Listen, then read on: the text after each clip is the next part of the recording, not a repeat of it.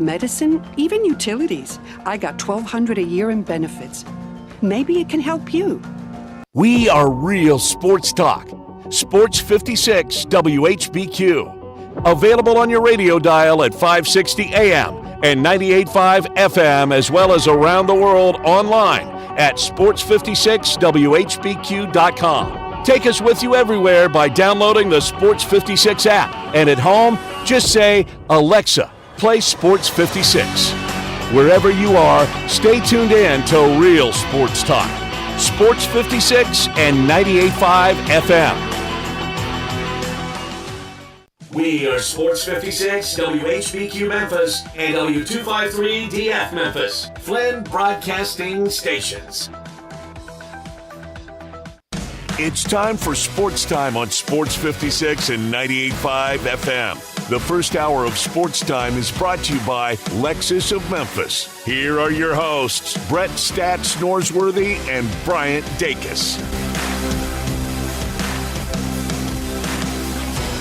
Welcome into Sports Time. Bryant and Brett with you on this Tuesday afternoon. Johnny Hill producing as always, and we're with you for the next 3 hours. A lot to get to over these 3 hours. Some fun guests we'll be speaking to. But Brett, how are you this afternoon? Brian, I'm doing well. Great to be with you and Johnny, and great to see that sun shining today. The day of the year outside. I think you could break a sweat and not even try to today. No, I think you're right, and for me it's weird because I feel like the temperature changes so much from when I get to this building to when I get to a break at about 1 o'clock, and so I walked out today and I was like, wow, it is a beautiful day outside today. It was about 65 degrees and was really, really nice. So yeah, absolutely. I mean, this feels like spring that we're all waiting for. Yeah, in our building, no two rooms have the same temperature in it, so it can even change inside quite often. Right. And I hope it stays like this Saturday. If it does, I'm going to be the yard warrior on Saturday. Yeah, no, I'm sure you're not the only one that is hoping we get this type of weather for a prolonged period of time here to get out. It's so hard during the week to do any yard work, but weekends try to take advantage of that. But man, I wouldn't mind this weather sticking around for the next couple months. It'd be great. Stay like this to July 1, be fine with me, but it won't do that. Yeah. I was telling you before we started today, Brian, I'm ready for more pizzazz in college basketball. And I know this year with the calendar, everything's a week later. Sure. I mean, man, those zany Romans that set up our calendar,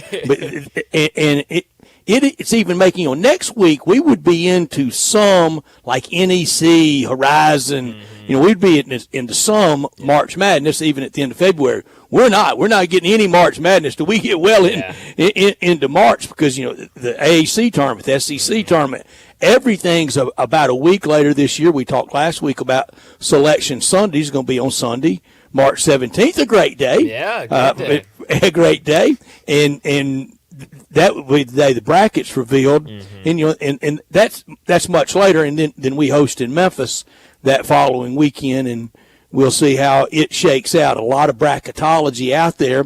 But this is also the time of year that all that really starts to codify. I mean, you're hardly going to have that team have that meteoric rise, and really you're about out of time to have that dramatic fall. We know the Tigers have fallen, but if you're kind of in the bracket right now, certainly as, let's say, up to an 8 or 9 seed, some of the 10s and 11s will still have to do some work or maybe not have a lot of damage suffered.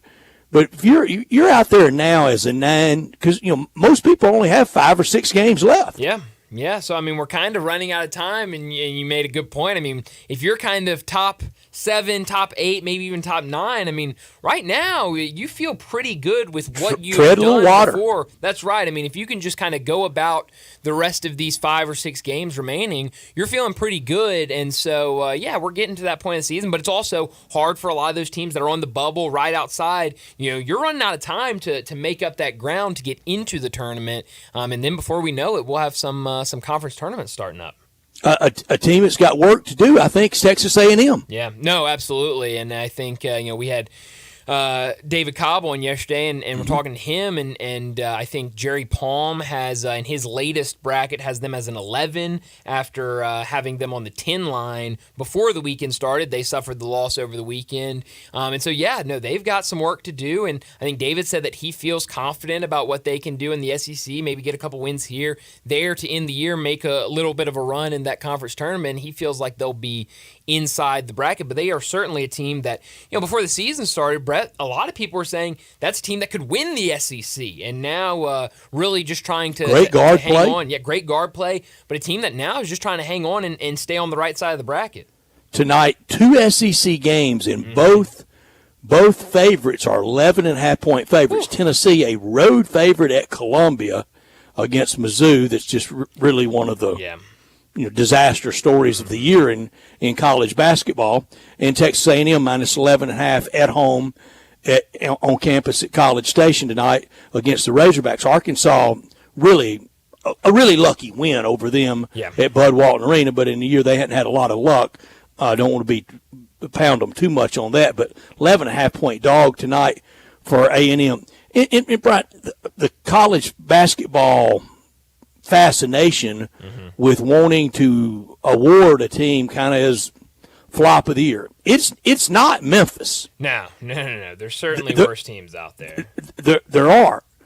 But the expectation game from rising to number 10 a few weeks ago, maybe from that point on. Sure. But the body work, by Arkansas. Now, one saving grace for Arkansas is they can say, well, we went to Sweet 16 last year and the Elite 8 2 years before that. That will eat up all that equity with this performance. Yeah.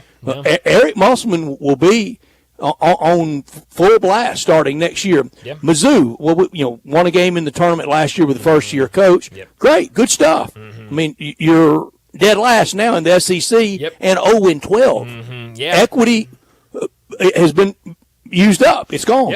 Yeah, and it's hard to point back to the past, and especially when you're kind of in the boats that those two teams are. I mean, like you said, Missouri has yet to win a game in conference play. Arkansas, has been talked about a lot, both locally and nationally, about just how bad of a season it's been for them. And so it's hard, this late into the season, to keep pointing back to what they did last year. You need to do something now and do something in the future. And like you said, especially Arkansas, I think we all know what this year is going to be. Next year, if it doesn't turn around, there's going to be a lot of unhappy Razorback fans. Very noisy, and arguably should be. Yeah. And at Michigan's another one. This year is a disaster. Now, they went to a Sweet 16 just 2 years ago and an Elite 8 3 years ago under Juwan Howard.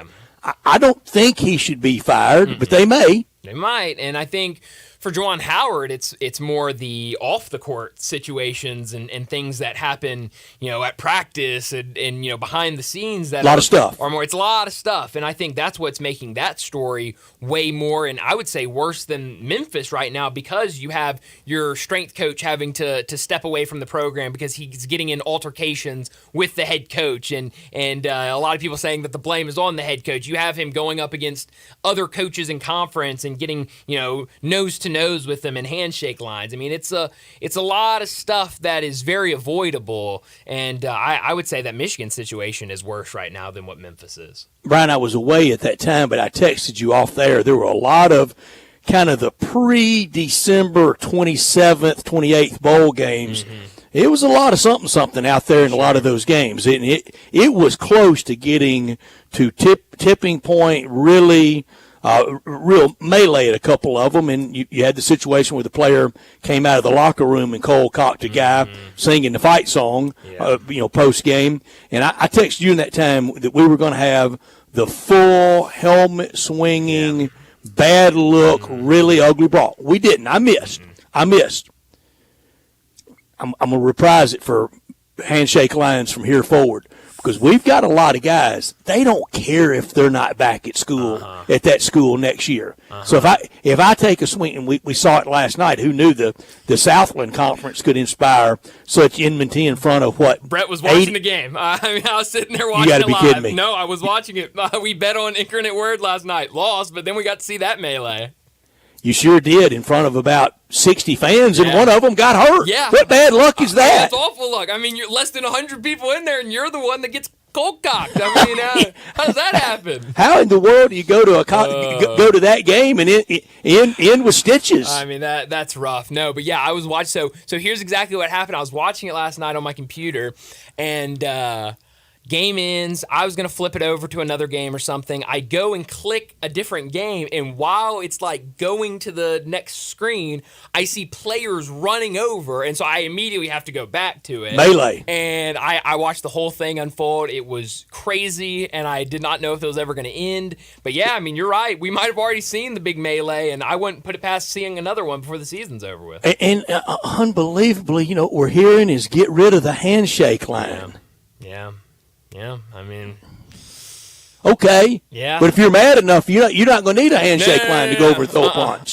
No, if you're mad enough, then you're gonna do it regardless. And I mean, like you said, with football, you don't really have a traditional handshake line. And we saw at the bowl game, one of the guys come out of the locker room and while they were singing the fight song. So for some people, it's not going to stop guy, them. didn't he? Yeah, I mean, for some people, it's not going to stop them no matter what you do. But I could do without the handshake lines. I think it's just seems like college basketball is the only sport we have them in, and I could do without them. You're right. At the end of college football games, it's just kind of everybody in a million directions. Yeah, it's just kind of go if you know people. Some dude you're kind of looking for a buddy you may have played high school with, or now you played at a different school with. Exactly. You probably played with him at a different stop. That's what I would kind of rather see in college basketball. Of just if you know somebody on their team, go say what's up to them. If not, go to your locker room, say what's up to the guy you were guarding. Hey, good fight out there. And then, go back. Kind of what we see in the NBA where, guys just kind of go and chit-chat and say hey to guys they've known in the past.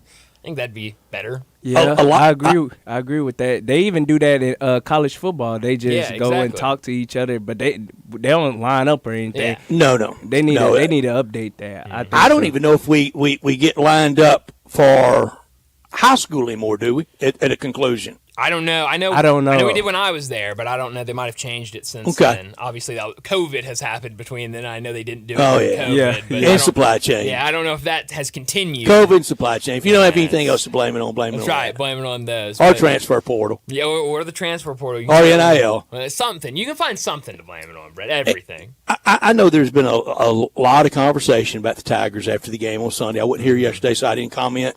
I don't know anything that I can add to it. I'll just say this and kind of reprise my comments from Friday afternoon. He's not going to be fired. He shouldn't be fired.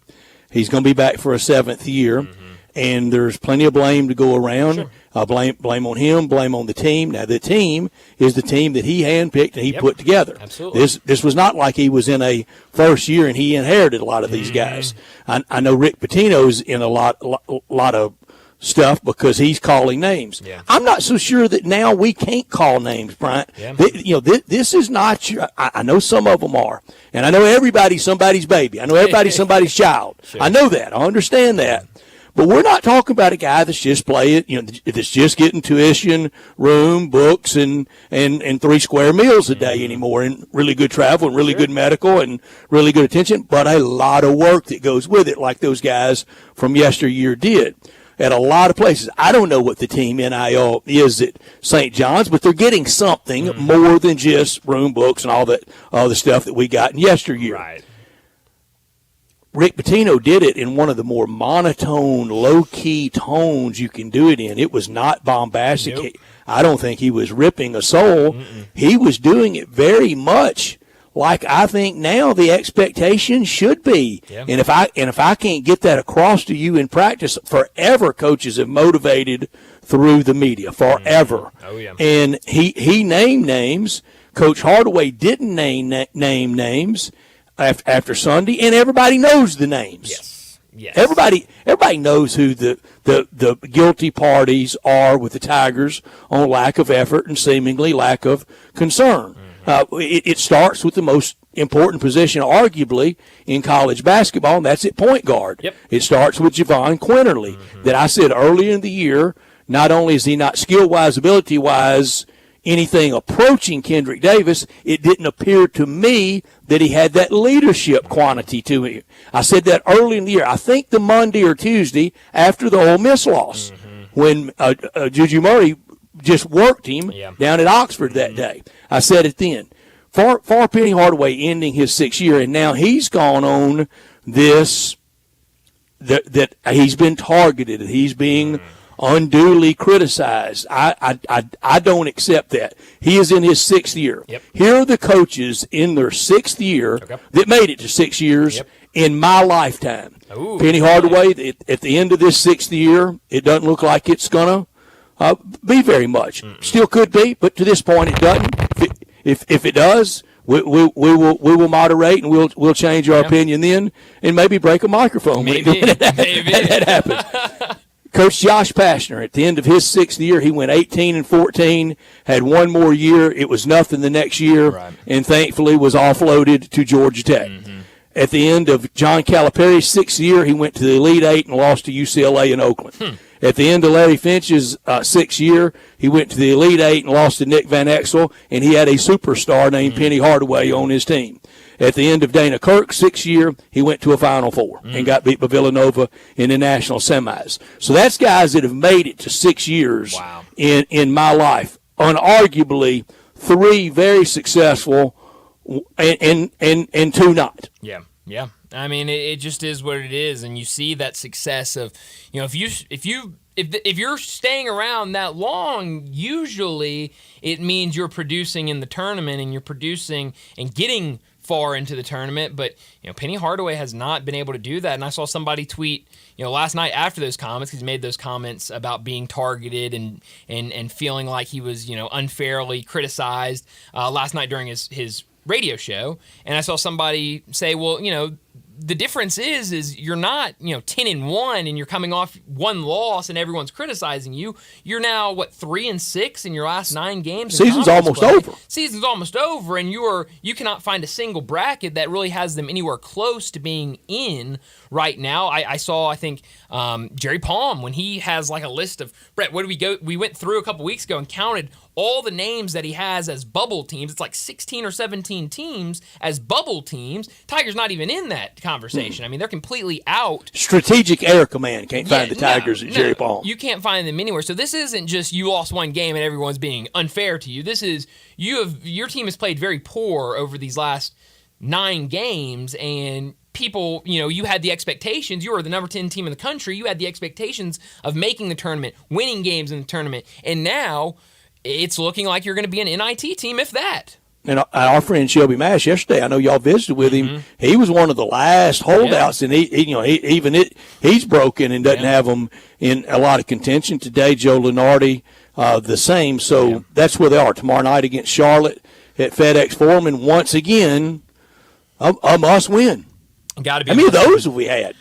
Brett, it feels like most of conference play has been a must-win, and that is not what it was supposed to be early in the season when we're talking 10th ranked team in the country and coming off those 3 games where they beat top 25 opponents in 3 straight games. But did I get any credit yesterday for calling the 200 in the All-Star game? Brett, you absolutely did. We gave you a ton of Thank credit. You, Johnny. We also had my big number was centered around 200, and we gave you credit again for that. So, I mean, got a lot of credit yesterday. Hey, Brett, I said yesterday, man, you started out this 2024 for your great. He called the Super Bowl and he called the All-Star game, man. In the Super Bowl, 200 in the All-Star. Good job, Brett. Brett's on fire. Or go get a lottery ticket or something. I mean, I bought Mega Millions today. When it gets over 400 million, I buy it. I feel good about. I don't buy anything under 400 million because I'm afraid it'd change me as a person. Well, at least you have morals. That's all that matters. Well, let me set up today's show before we get to top and not top story of the day. 3:30. Dave Woloshin, the voice of the Tigers, will join us. Talk about this Tiger basketball team. What happened in Texas and tomorrow night's game against Charlotte.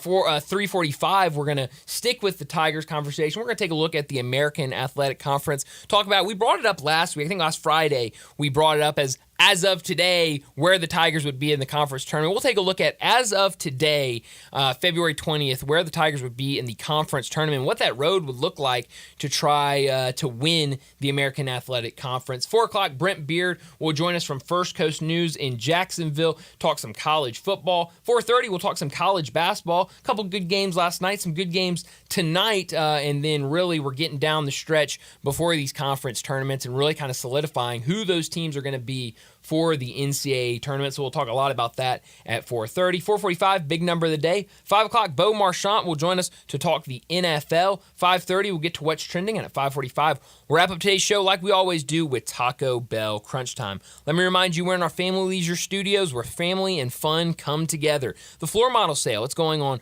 right now. All floor model patio sets are priced to move. Wicker sofa set, under $2,000. Closeout patio cushions, as low as $25. Pool tables, under $1,500. Theater seating, under $2,000. And 4-person hot tubs, now under $5,000. Infrared and traditional steam saunas, 25% off. Get ready for summer and purchase your above-ground pool now to get first in line for installation. Special financing, it's also available, but only at Family Leisure, 2120 Whitten Road, just north of I-40.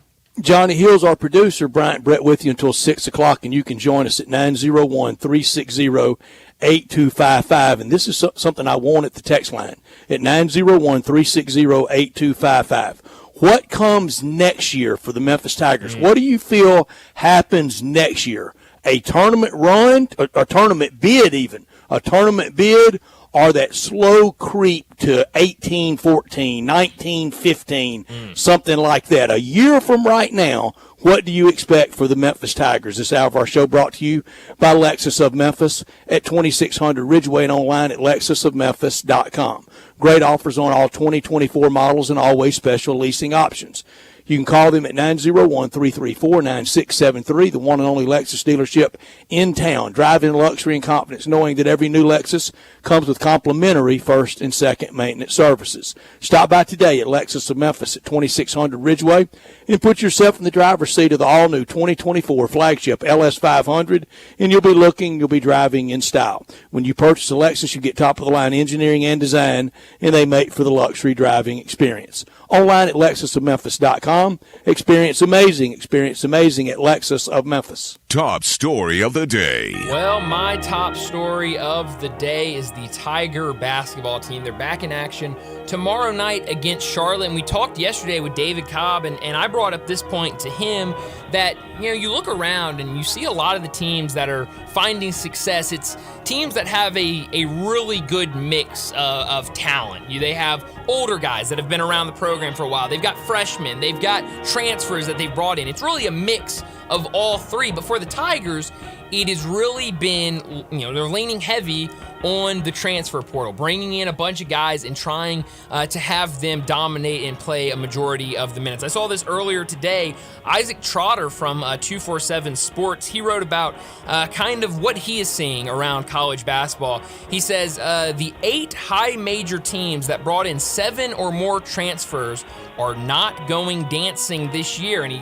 has this whole story kind of talking about bringing in transfers, his thoughts about not mixing in kind of the different of having guys around for a while, bringing in freshmen, and then also bringing in transfers. But it is interesting. You look at these lists of teams, and a lot of these teams kind of high expectations going into the season at those programs. Arkansas brought in a ton of transfers. They're 12-13 right now. NC State, 16-9. Arizona State, 13-13. UCF, 13-11.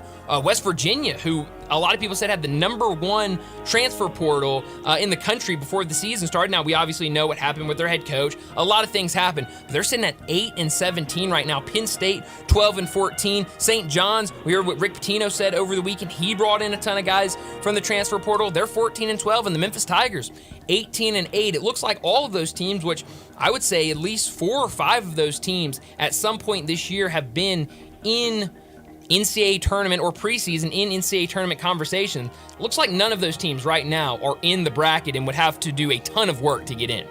My top story is college basketball as well. While most of the college basketball punditry, they're very enamored in pushing the it's wide open season or the parity line.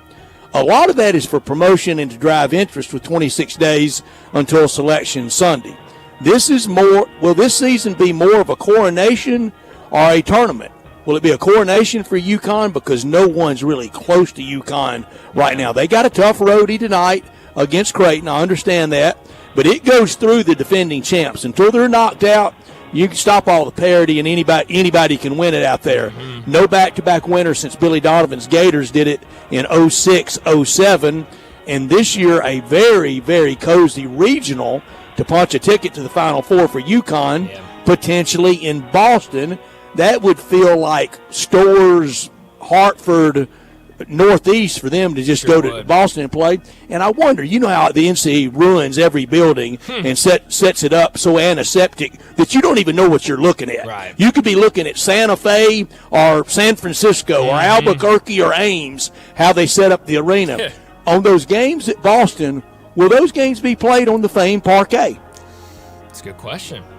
It's a really good question. I don't know. I would hope so.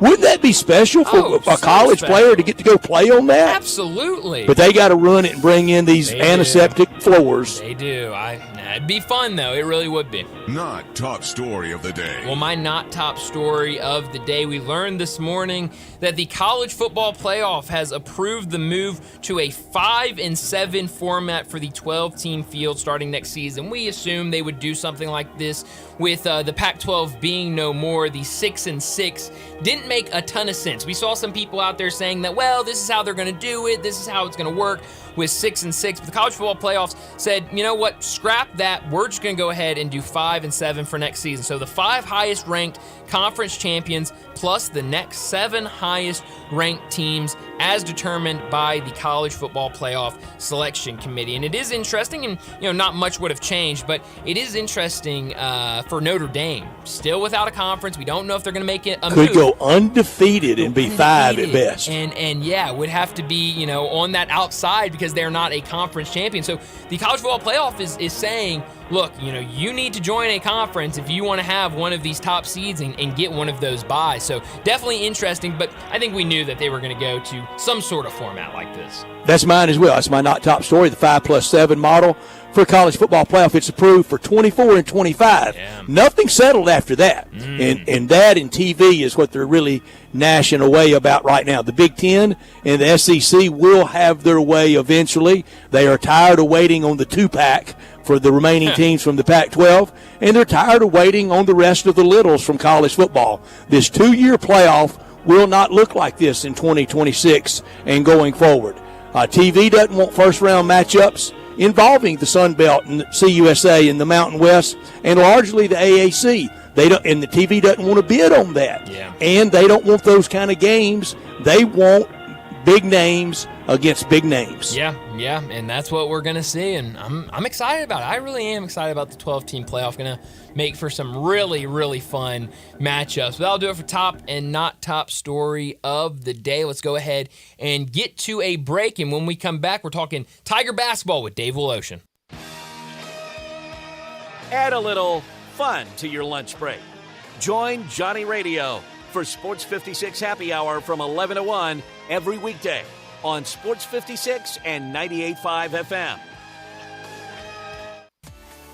At Jason's Deli, when you're dining in or picking up curbside, you can expect wholesome food and no surprises, just delicious sandwiches, crisp salads, and quick quality meals made with the freshest ingredients and no artificial trans fats, MSG, high fructose corn syrup, or artificial colors and dyes. Around here, a lot of thought goes into what we put into our food and what we take out of it, because you're not just taking a bite, you're getting a taste of who we are. New items are constantly being created to expand our menu for all tastes and special diets with vegan and gluten-free options available. Convenience and on-time delivery you can count on. It's just a click away at jasonsdeli.com, so whether you need to feed 5 people or 5,000, the team at Jason's Deli, they have the credentials and the commitment to keep you satisfied. Freshness is nearby at Jason's Deli with locations at Ridgeway in the Park Place Center, Poplar and Highland, Germantown Road in Cordova, and on Goodman Road in Olive Branch. Jason's Deli. It's wholesome food and no surprises. Memphis basketball is working towards March with 2 big home games coming up. It's a blackout with the first 3,000 fans receiving a free black t-shirt for the game against Charlotte on Wednesday, February 21st at 7 o'clock.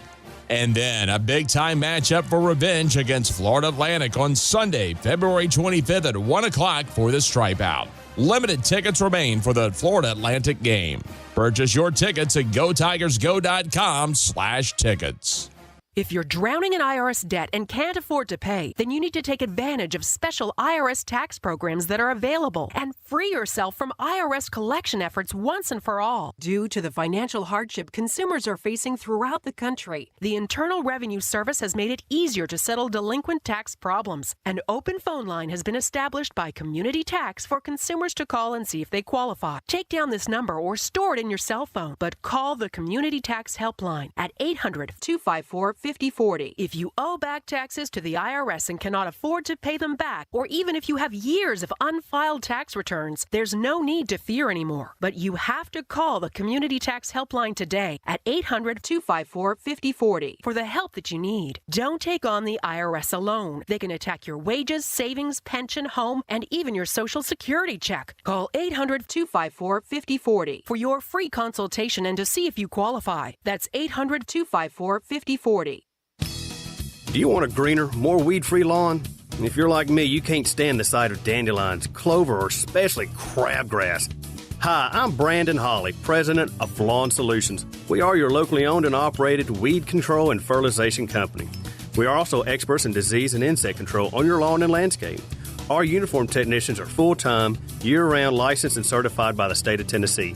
Lawn Solutions' personalized service is far more superior to that of national companies that promise but simply cannot deliver. We return phone calls, we keep appointments, and we want your business. What we will not do is bother you with endless phone calls or junk mail. Lawn Solutions will not sell you something your lawn doesn't need.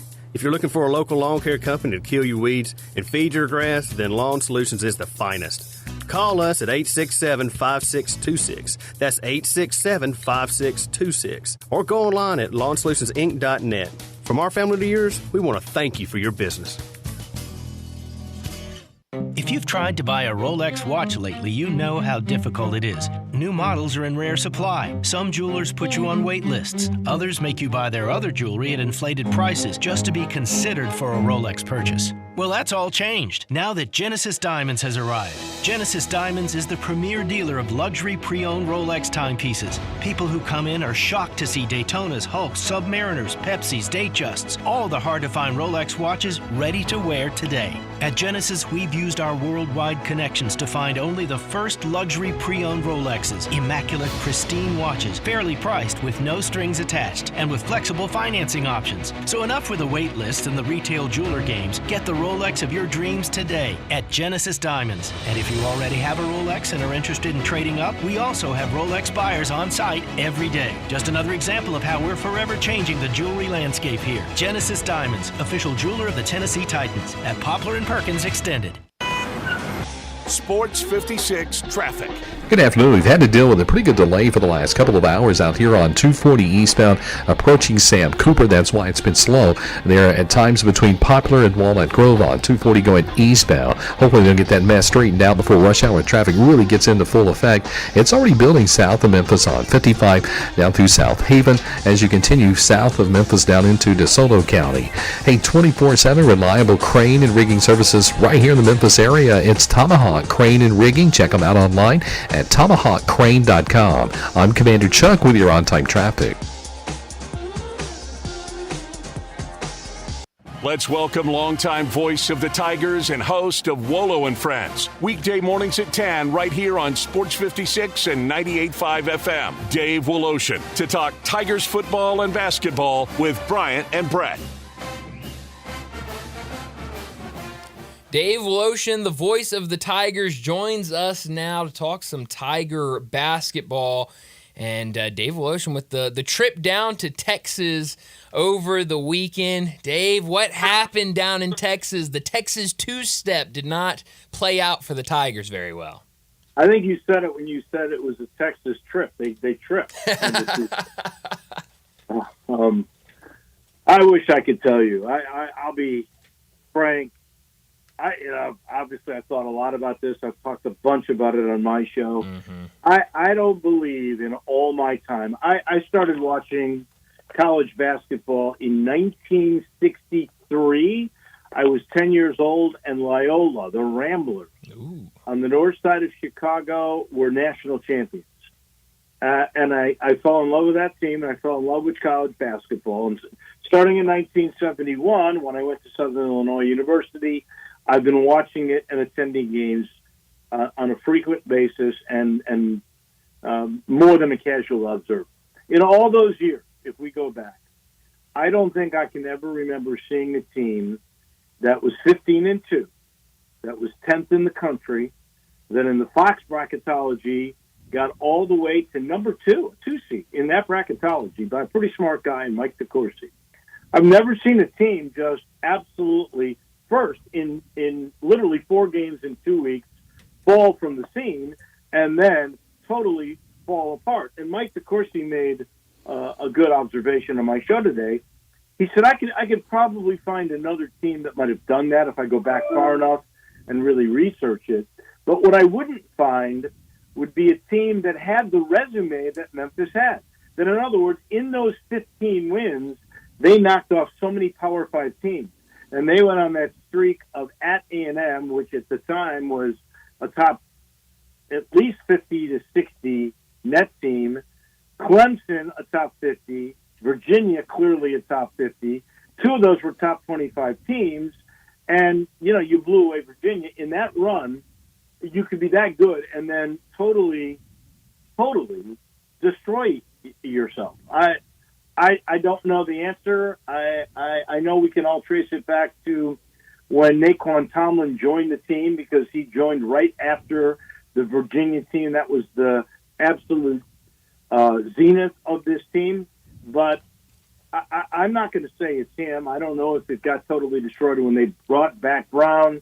I know the team, as Penny would tell you, really was hurt by the loss of Caleb Mills, because he not only was your best perimeter defender, but he was a leader. And he also allowed the Tigers, as Penny said on his radio show last night, or at least in video around the show, because they had all the affiliates there, when he made the comment, it took away a lot of the small ball, which he figures, I think, is the best way in conference to win games.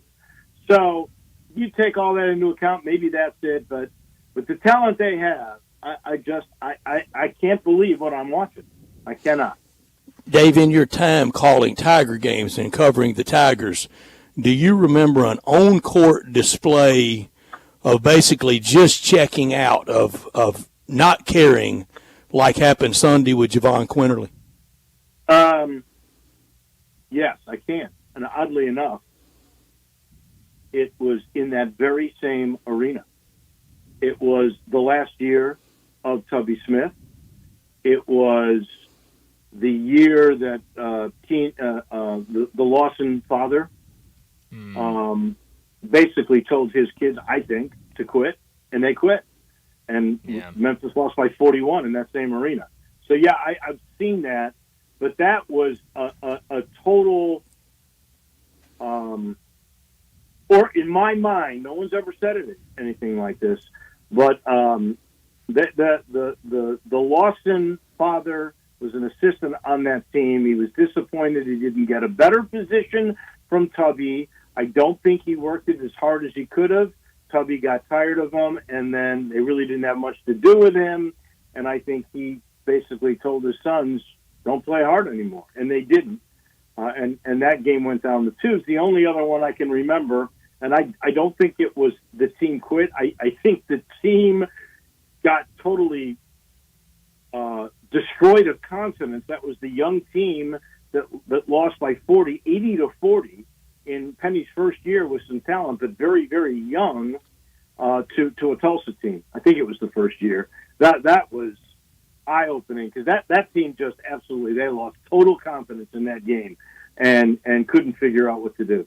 Dave, on Sunday, what is it like for you getting in the arena? Is security heavier knowing that former President Bush was going to be there? Is it hard for you to get into the arena, or could you even tell he was going to be in attendance? Well, we heard he was coming. And he's been to, I'll bet you, of all the games that I've done in there since Larry Brown took over and turned around the program, I'll bet you that Larry Brown's George W. Bush has been there 80% of the games. Wow. He and his wife sit there, and they are the most amenable people. Somebody could come up and just ask him for a picture to be taken with their camera, a selfie. He's obliging. He's the nicest dude in the world. And I'm going to be honest with you. I don't know if they check. Now, look, Brett, I get there 2 hours before the game, right? I get there before the team does. So I did go through a little security, but, it was just basically for show. And Sunday, he got a medal. Sunday got that big doubloon they were giving out to the students. I thought it might be a medal for him finally finding weapons of mass destruction. Ooh, I actually kind of had that thought myself. No, they were passing that thing around, and the lady that is their on court, like what is it, a promotions or game ops coordinator with the jumbotron and to get people riled up. She went over to a student and asked for that doubloon, brought it over so that he could be flashed on the jumbotron. It probably got on TV too. But that's the kind of amenable guy. He goes, "Oh, sure, I'll do it." And he held it. And when they said the camera's going to be on you, he put it on, and he put on that big smile and then waved his arms or whatever he did. I'm telling you, the guy, I got a good friend a couple of years ago that went up to him, and, the Secret Service didn't know who he was, right? So they start to move over. He goes, calm down, and he took the picture with my buddy. That's great. Talking to Dave Voloshin. He joins us every week to talk Tigers. Well, last night, Penny Hardaway on his radio show had a lot to say, but one that has been making the rounds last night and today was he said that he believes he's been a target and received unwarranted negativity because of the losses. Do you feel that way? Do you think that people are targeting him after these losses? No, and I really wonder if Penny had been more specific. I think that the local media has been more than generous to Penny. Mm-hmm.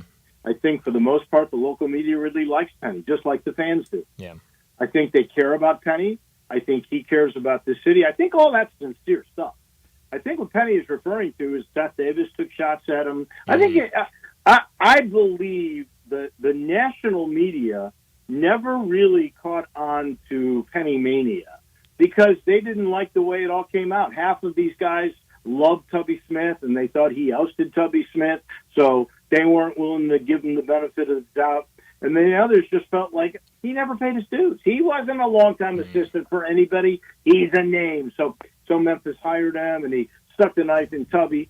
So I think some of that is carried over these 6 years, and I think what he was referring to, I haven't asked him. I saw the quote, but I think that he feels that the national media might have targeted him a little bit, and I think there is some fairness to that assessment. Dave, 5 games remaining. How do you think these 5 games play out? We do all these preseason W's and L's. Just give me your W's and L's for the last 5. Oh, man. I knew you were going to ask me that, Brett, because you love the high hard ones. I don't know why. I think they're going to end up 3-2. I think they'll win the 3 home games. How about that? Okay. I'm not sure why. They play better at home, and on the year they're 10-2 at home. They're 4-2 in league games at home. They figure out ways to win at home. They've beaten decent teams here at home, including Clemson and Virginia, and they got revenge on Tulane here. They'll want to get revenge on UAB. I don't think UAB is great. I think Charlotte's a pretty good team. They haven't played in here since it was the old days of CUSA. I look at their numbers, and I think they're okay. I don't think they're going to blow you away. I think if Memphis decides to compete, and I think at home it'll be different, I think they will. So I'm going to go out on the limb and be the homer everybody accuses me of being, and I'll say 3-2, they're going to win the home game.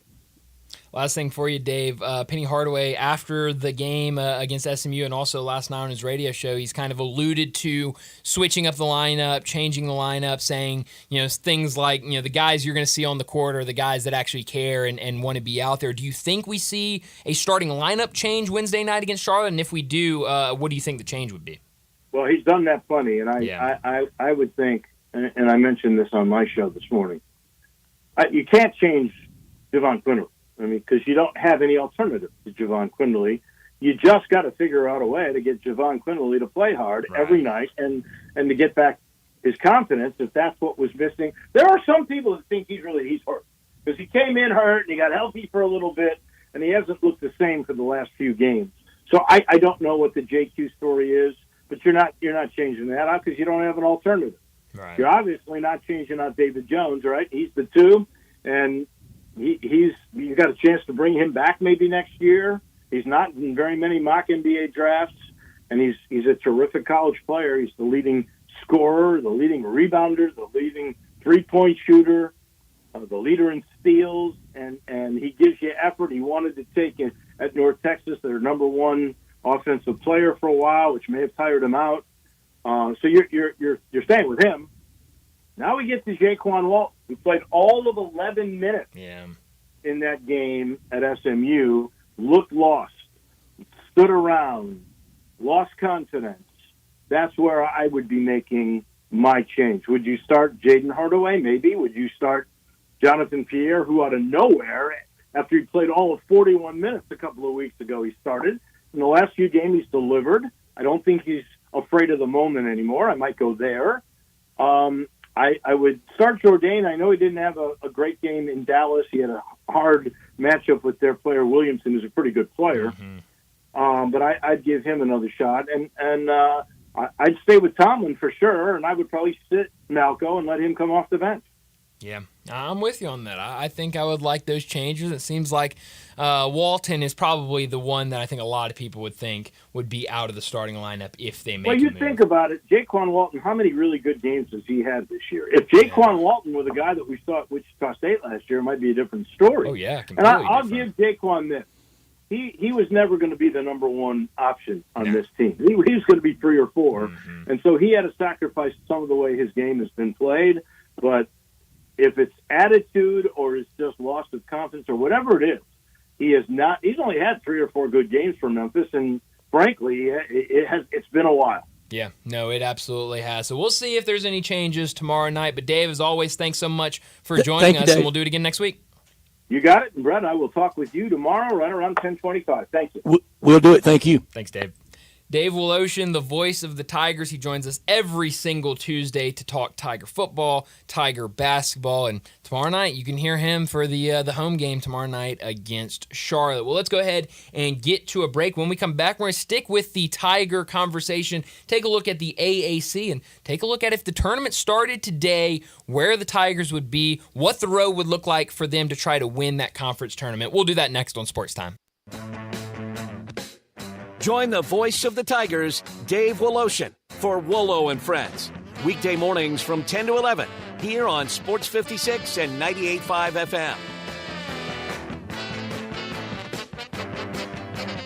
Join the Heindel Center for the Performing Arts for an evening with Cal Ripken Jr. February 22nd and celebrate a true champion. Ironman Cal Ripken Jr. played 2,632 consecutive games for the Baltimore Orioles. This 19-time All-Star, 2-time American League MVP, and Baseball Hall of Fame inductee is a true baseball icon. Get tickets at HeindelCenter.org to see Cal Ripken Jr. 7:30 p.m. Thursday, February 22nd at the Heindel Center for the Performing Arts on the campus of Northwest Mississippi Community College in Senatobia. Chris Price, it's so good to see you. And you have a new business? Yes, Dave. MetroBuildersMemphis.com. Have you noticed water stains on your ceiling? With storm season here, take a walk around your home or business and look up. Make sure there are no water stains signaling a leak prior to the heavy storms coming in. If you do see signs of water, call me. My team and I will come out, diagnose the problem, and prescribe a fix. Our team of Hague-certified inspectors are waiting to assist with any inspection or repairs you may need. We have 3 crews dedicated to repairing roofs in the Mid-South. As certified Owens Corning and Mule High dealers, we offer 20-year, no-dollar limit labor and material warranties that offer hassle-free ownership. That's our hassle-free ownership guarantee. Allow Metro Builders team of professionals to assist you in maintaining your property's integrity and value. MetroBuildersMemphis.com. Your local commercial roof experts. Ask about our commercial roof maintenance agreements. Protect your investment with MetroBuildersMemphis.com. Call me, 901-375-1717. That's 901-375-1717. 375-1717. Everyone needs protection, whether you're on the field or on the road, so make sure you have the best. Bob Simpson State Farm Insurance can buckle you up with auto insurance, can back you up with life and health insurance, cover your business whether it's starting, growing, or maturing, and don't forget to insure your home, no matter if you're an owner or a renter. Like a good neighbor, State Farm is there. Call Bob Simpson today at 901-381-1233 or go online and get a free quote at bobsimpson.org. Stay protected with your good neighbor, Bob Simpson. It's leap year, so jump into big savings at Gossett Kia on the Pike. New 2024 Kia Forte LXS gets 41 MPG, $239 a month, $27.99 due at signing. How about 7-passenger seating? Get 2023 Kia Sorento LX, $319 a month, $34.99 due at signing. 2024 Kia Telluride LX, $459 a month, $34.99 due at signing. All 36-month lease, and don't forget, every Gossett Kia comes with a 10-year, 100,000-mile powertrain limited warranty. So call Bobby J to put you in a new Kia today. That's Gossett Kia, 1900 Covington Pike, or online anytime at KiaCovingtonPike.com. If you want it, we got it at Gossett Motor Cars. All 650 acquisition fee. Forte RE 722-812, MSRP 21,590. Sorrento PG 242710, MSRP 33,010. Telluride RG 462-822, MSRP 38,705. Includes all rebates and incentives. Must finance through Hyundai. Excludes tax, title, and license. See dealer for complete details. Offer valid through 2/29/24 with approved credit. Dealer stock only. It's a new year, and Family Leisure has a new way to bring family and fun together. All you have to do is walk into Family Leisure and look around. All those floor model patio sets you see, those have got to go. So Family Leisure can make room for all the new sets coming. Get a wicker sofa set for under $2,000. Pool tables under $1,500. Theater seating for under $2,000. Hot tubs for $4,000 or just for yourself. If you really want to lounge, they're under $5,000. Need patio cushions? Get them as low as $25. Oh, have you seen those infrared steam saunas? Well, now they and the traditional saunas are 25% off. It may just be the first few weeks of 2024, but that doesn't mean you can't start getting ready for summer. 2 final things. Purchase your above-ground pool now and get first in line for installation, and take advantage of special financing that's available. Family Leisure, Whitten Road and I-40, bringing the family and the fun back together. Hi, this is Lauren Choate with Choate's Air Conditioning, Heating, and Plumbing. Burst pipes can be real headaches, especially with the increasing deep freezes. But don't worry, Choate's has solutions by winterizing your home's plumbing pipes. Our smart water monitor and shutoff system detects leaks and can automatically shut off your water to prevent even bigger leaks. We guarantee your outside faucet won't ever freeze with our Freeze Miser upgrade. And don't forget about heat tape we can install for drains and water pipes, keeping them from freezing down to -40 degrees. Concerned about water quality? The Halo Whole Home Water Filtration System filters out pollutants, ensuring clean showers and pure drinking water for your family. For a free estimate on safeguarding your plumbing system or filtrating your water, give Choates a call at 347-8086. And remember, Choates, let our family serve your family. Now back to Sports Time on Sports 56 and 98.5 FM. This hour is brought to you by Lexus of Memphis. Here are your hosts, Brett Stats Norsworthy and Bryant Dacus.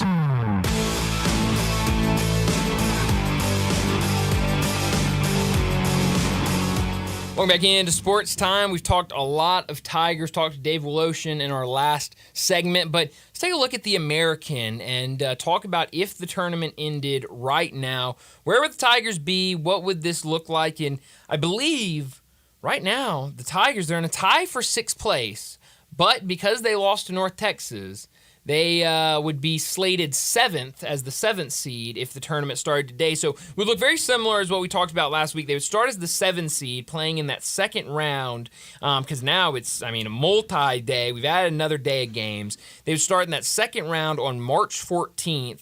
That first game right now, if we played it, would be against Tulsa in that first round. And hadn't played Tulsa since the narrow escape in Tulsa way back when. I don't see any way the Tigers fall anywhere past 8. Yeah. They could slip to 8. Sure. I don't see them getting any higher. Dave's 3-2. I don't reject out of hand. I know yesterday morning Jason Munn's joining Dave on Monday. We'll have him Friday. we may ask him the same question, but it'll only be for 4 games when we ask him, because tomorrow night really dictates a lot how this next 5 goes. But I can see winning tomorrow night and Dave holding serve on that 3-2, and maybe even cracking through and winning at Fog Allen Arena, Minges Court at East Carolina. Yeah, that could happen if Jason Munz is right. Can Tulane catch them far, and Memphis drop to 9? Yeah, I mean, if Tulane wins some games late, they certainly could catch them, and yeah, that would not be fun. And I don't know how if they tied, I don't know how we would have to go to another tiebreaker because they split the series. All right, at 3-2 or 4-1, how high can the Tigers get to? Can they get to 4 or 5? That'd be tough. That'd be really tough. I think because if you got to 4, you buy, not open date, you buy, because this is a bracket. You buy into Friday. If you're at 5, you play on Thursday against the winner of 13-12. Well, Tigers would win that on Thursday, surely. Sure. And then play the 4 if they're the 5, and that'd be a pretty even Steven game. Yeah, I think kind of looking at it, I think if they went 4-1, they could possibly get to a 4 seed, but they would need some of those top teams to really struggle late. I don't think 3-2. I don't think any way they could get to a 4, because you've got SMU at 10-3 in the conference, Florida Atlantic 10-3 in the conference. They would just need to win one more game the rest of the way to stay ahead of the Tigers. And I would be surprised if neither of those teams won one more game. So I think the highest you could get if you go just have an unbelievable end of the regular season would be about 5. Would 2 and 3, 1 and 4, 2 and 3 probably lands you in that 8-9 game. I know it's a lot of math we're throwing at people, and a lot of numbers and a lot of seed and bracketing stuff. But and I'm getting to this. If the Tigers were in that 8-9 game, and that's the first game on Thursday, March 14th, as you said, excuse me, at 11:30, and got beat, the idea of the season over at 2:00 on Thursday, March 14th, that is just about the worst case scenario anybody could have painted preseason, and it would have been too wild for anybody to have accepted. No, you're right, and you said, I think, and I'm with you. I think 8 or 9 is probably as low as they could go, because you're getting down there now with Rice and Wichita State, who have won 3 and 2 games in conference. But if they go out and we talked last week, could be Rice. We talked now, it could be Tulsa. Rice beat Memphis in Memphis. Tulsa, it was a close game on the road. And with the play we saw the Tigers have in these 2 Texas games, specifically against SMU, where it looked like most of the team just quit. I wouldn't put it past any team beating the Tigers, and you're right. I mean, it would just be a awful, awful, awful taste of the season if they lost in that first round game. Brian, I know we're close on time, but if I set the over and under, high hard one, if I set the over and under at 1.5 wins, oh man, Johnny, you weigh in too. We got to do it quick though. 1.5 wins for anybody from the AAC, for the AAC as a conference to get NCAA tournament wins. 1.5. Wow, I'd probably have to go under right now. I'm going under. I think I'm going under. Yeah. It's a bad league. I'm going under. How bad is this league? South Florida's won 11 in a row. Come on now. Yeah. Hey, I wasn't going to say it, but you said it for me, Brett. No, that's it. I just don't, this bad league. It's looking like a 1 or 2 bid lead right now, and for the second bid, it would have to be a team not named Florida Atlantic winning, and Florida Atlantic kind of holding on to their spot in the tournament. That's really the only way this conference, I think, can get 2 bids. But we'll have to see how it all plays out, and we'll be keeping up with this conference and the Tigers, their spot in the conference tournament throughout these next 5 games. We need to wrap up this hour and get to a break. When we come back, we'll talk some college football with Brent Beard. This is hard to believe, but the Hyundai Santa Fe is actually better? I know, that's crazy, isn't it? The 2024 Santa Fe is new, top to bottom, and even better than before. It's almost as big as the Palisade, so roomy, and now it's got a standard third row. Everybody's clamoring for that. and it's the best SUV when it comes to the ride than ever before. You know how with SUVs you love it because you're sitting high, but you don't get that luxury kind of ride like a sedan? You do with the 2024 Santa Fe. It's the best riding SUV ever, and it's quiet. It's the ultimate family car. All you've got to do to be sold is to test drive it. The people at Homer Skelton Hyundai are saying, come try it. You'll love it. Homer Skelton Hyundai, right at the corner of Highway 78 and Craft Road. First exit in Mississippi. Go see the ultimate SUV, the 2024 Santa Fe. Getaway Sports Bar, the best kept secret in town, open noon to 1:30 a.m. 7 days a week. Garvin, the owner, created this SEC NFL Dream Bar over 20 years ago. You'll never miss a minute of action. 10 TVs, 5 70-inch TVs for all the big games. Rack them up on 6 pool tables. Coldest beer in town, grab you a pool stick and get you some good bar grub. 100% Angus burgers, big and moist chicken tenders. Daily happy hour Monday through Friday, 2 to 6 p.m. with long neck domestics, $2.25. Getaway Sports Bar, 4632 Winchester.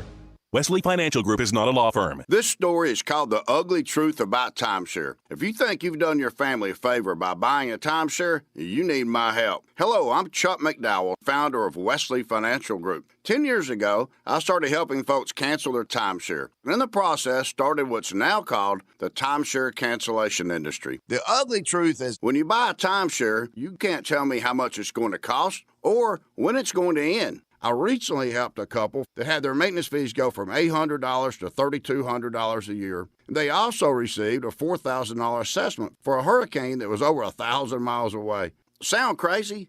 The crazy thing is, this never ends. Call my office now.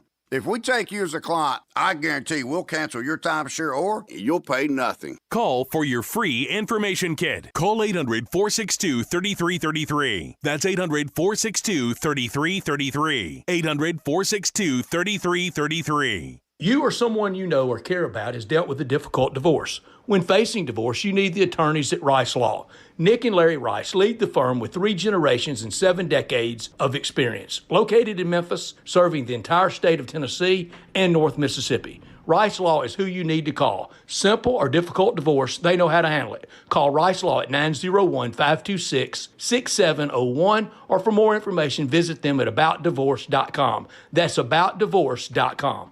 The President's Day sales event is on strong at Gossett Chrysler Jeep Dodge Ram Fiat on the Pike. How about 0% for 72 months on all 2024 Ram 1500 Bighorns? Yeah, 0 for 72 on 2024 Ram 1500 Bighorns. How about $8,000 off 2023 Jeep Grand Cherokee Limiteds? We Gossett at Gossett Chrysler Jeep Dodge Ram Fiat on the Pike. And how about your new 2023 Dodge Charger $27,990? There's no reason to shop anywhere else. Get to Gossett on the Pike today. New 2023 Charger $27,990, 2024 Grand Cherokee Limited, $8,000 off and 0 for 72 on all 2024 Bighorns. So drive past the rest and come to the best Gossett on the Pike or shop online GossettMotorCars.net. If you want it, we got it at Gossett Motor Cars. Charger PH 508-657, MSRP 35930, Cherokee PC 662620, MSRP 55760, includes all rebates and incentives. PF 695 excludes tax on license with approved credit. See dealer for complete details. Offer valid through end of the month. Dealer stock only. Ole Miss Rebel Yell is back. The Rebel Yell Hotline Radio Show is back on WHBQ Sports 56 and 98.5 FM. Every Monday night at 6, hear the latest news on your Ole Miss Rebels with Yancey Porter with 24/7 Sports, former Ole Miss defensive tackle Mike Fitzsimmons, Gordon Ford covering SEC Sports Call, and former Ole Miss baseball announcer Gary Darby. From kickoff to free throw to extra innings, your Ole Miss Sports on the Rebel Yell Hotline Show right here Monday night at 6 on Sports 56 560 AM and 98.5 FM. Your Mid-South Sports Station.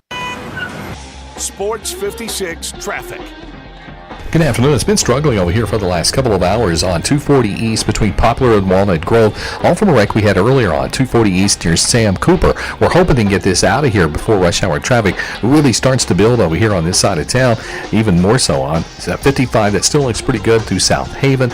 It's not bad right now. 40 West across the bridge back over into West Memphis. Hey, 24/7 reliable crane and rigging services right here in the Memphis area. It's Tomahawk Crane and Rigging. They're online. Check them out at TomahawkCrane.com. I'm Commander Chuck with your on-time traffic. We are Sports 56, WHBQ Memphis, and W253DF Memphis. Flynn Broadcasting Stations. Oh, yeah. College football talk every Tuesday with Brent Beard, Heisman voter, and on Twitter X at Brent Beard. SEC, ACC, AAC. We talk it all with Brent. Here's Brent Beard with Bryant and Brett. Brent Beard joins us now from First Coast News in Jacksonville to talk some college football. Brent, thanks so much for joining. I want to start off with the news we got earlier this morning. The College Football Playoff has officially ruled that starting this coming up season, we will not have the 6-6 for the 12-team playoff. We will go to 5 and 7, 5 conference champions, and then the 7 top seeds after that. What did you make of that decision by the College Football Playoff this morning? Well, it was one that they really needed to go ahead and get done so that they could get a lot of other things done is what it amounts to. So, not surprised about that. They were heading toward that anyway with the 5-7. I think what's amused me about all this is, like you guys have read and heard about, even before we start with it, expanding it to 14 or 16. Which would make it a 5 and 11 when you think about that. And the other part of this is, guys, if FSU leaves and then about half their brethren leave, at that point, are we going to have 5, or is it going to be almost 4 at that point? So still a lot to be decided. I believe they meet tomorrow too. But this is one of the first hurdles they need to get over. They sure do meet a lot, don't they, Brent? yeah, they really do. It's like and the catering bill's got to be outrageous. It's like a friend of mine said. They'll meet and say, well, and I know a lot of this probably is virtual, but to Brad's point, and you know what? They so happen to meet in nice places and has good accommodations and good food, would be my guess too. Yeah, I think today in the next contract we're on the road to 0 and 16, Brent. It may be. Yeah. Yeah, that's a great point. That we don't know what this is going to shake out to, but we've got plenty of expansion. We've got a lot of playing the shell game, moving schools around before we're going to be anywhere set with this. So we'll just get ready and see what happens, but they've got to deal with year one first. Okay, Brent, unveil it right here, right now. Give us your way too early top 12. No, I'm kidding. I'm kidding. Yeah. But we all would do that. Bryant already we did one when it was still 6 and 6 and merged in the Mountain West. We know they're out now. And there will be a lot of mock brackets you're seeing if it was last year. Of course, last year Texas was champion of the Big 12. They won't be this year. For an SEC team, can anybody be in that top 11? Because we feel almost certain the 12th team will be from the non-Power 4. Right. For that top 11, can you get there with 2 losses? Yeah, I think that's possible, particularly if you've got, and a lot of it depends on the circumstances. I mean, if you've got 2 losses to a top 5 team and a top 10 team, you would certainly, I think, be given more of a shadow of a doubt. Now, if you've got 2 losses to 2 teams that are 6 and 6, that probably won't cut it. But yeah, I do think we actually would see some teams with 2 losses. And look, we may be really surprised some of the circumstances and teams that get into this thing over the years. Brent, when you look at now the 5 and 7 model, do you think this will start real discussions for Notre Dame to go and try to join a conference for football because of kind of they could go 12-0, be the number 1 team in the country. I think the highest they would be would be 6 because they're not a conference champion. Do you think that starts discussions about trying to get in there so that they could get a bye in that first round and be a conference champion? I have talked to Notre Dame beat writers like you guys have and asked them the same question. And their reply has been Notre Dame values its independence too much, and until they get to a point that it serves them to be in the conference, that's when they will go. But until that happens, they will stay independent. Not saying that's not going to happen at some point, but that is what I have been told over the years. And every time I ask a question, the caveat is, well, it's not changing anytime soon.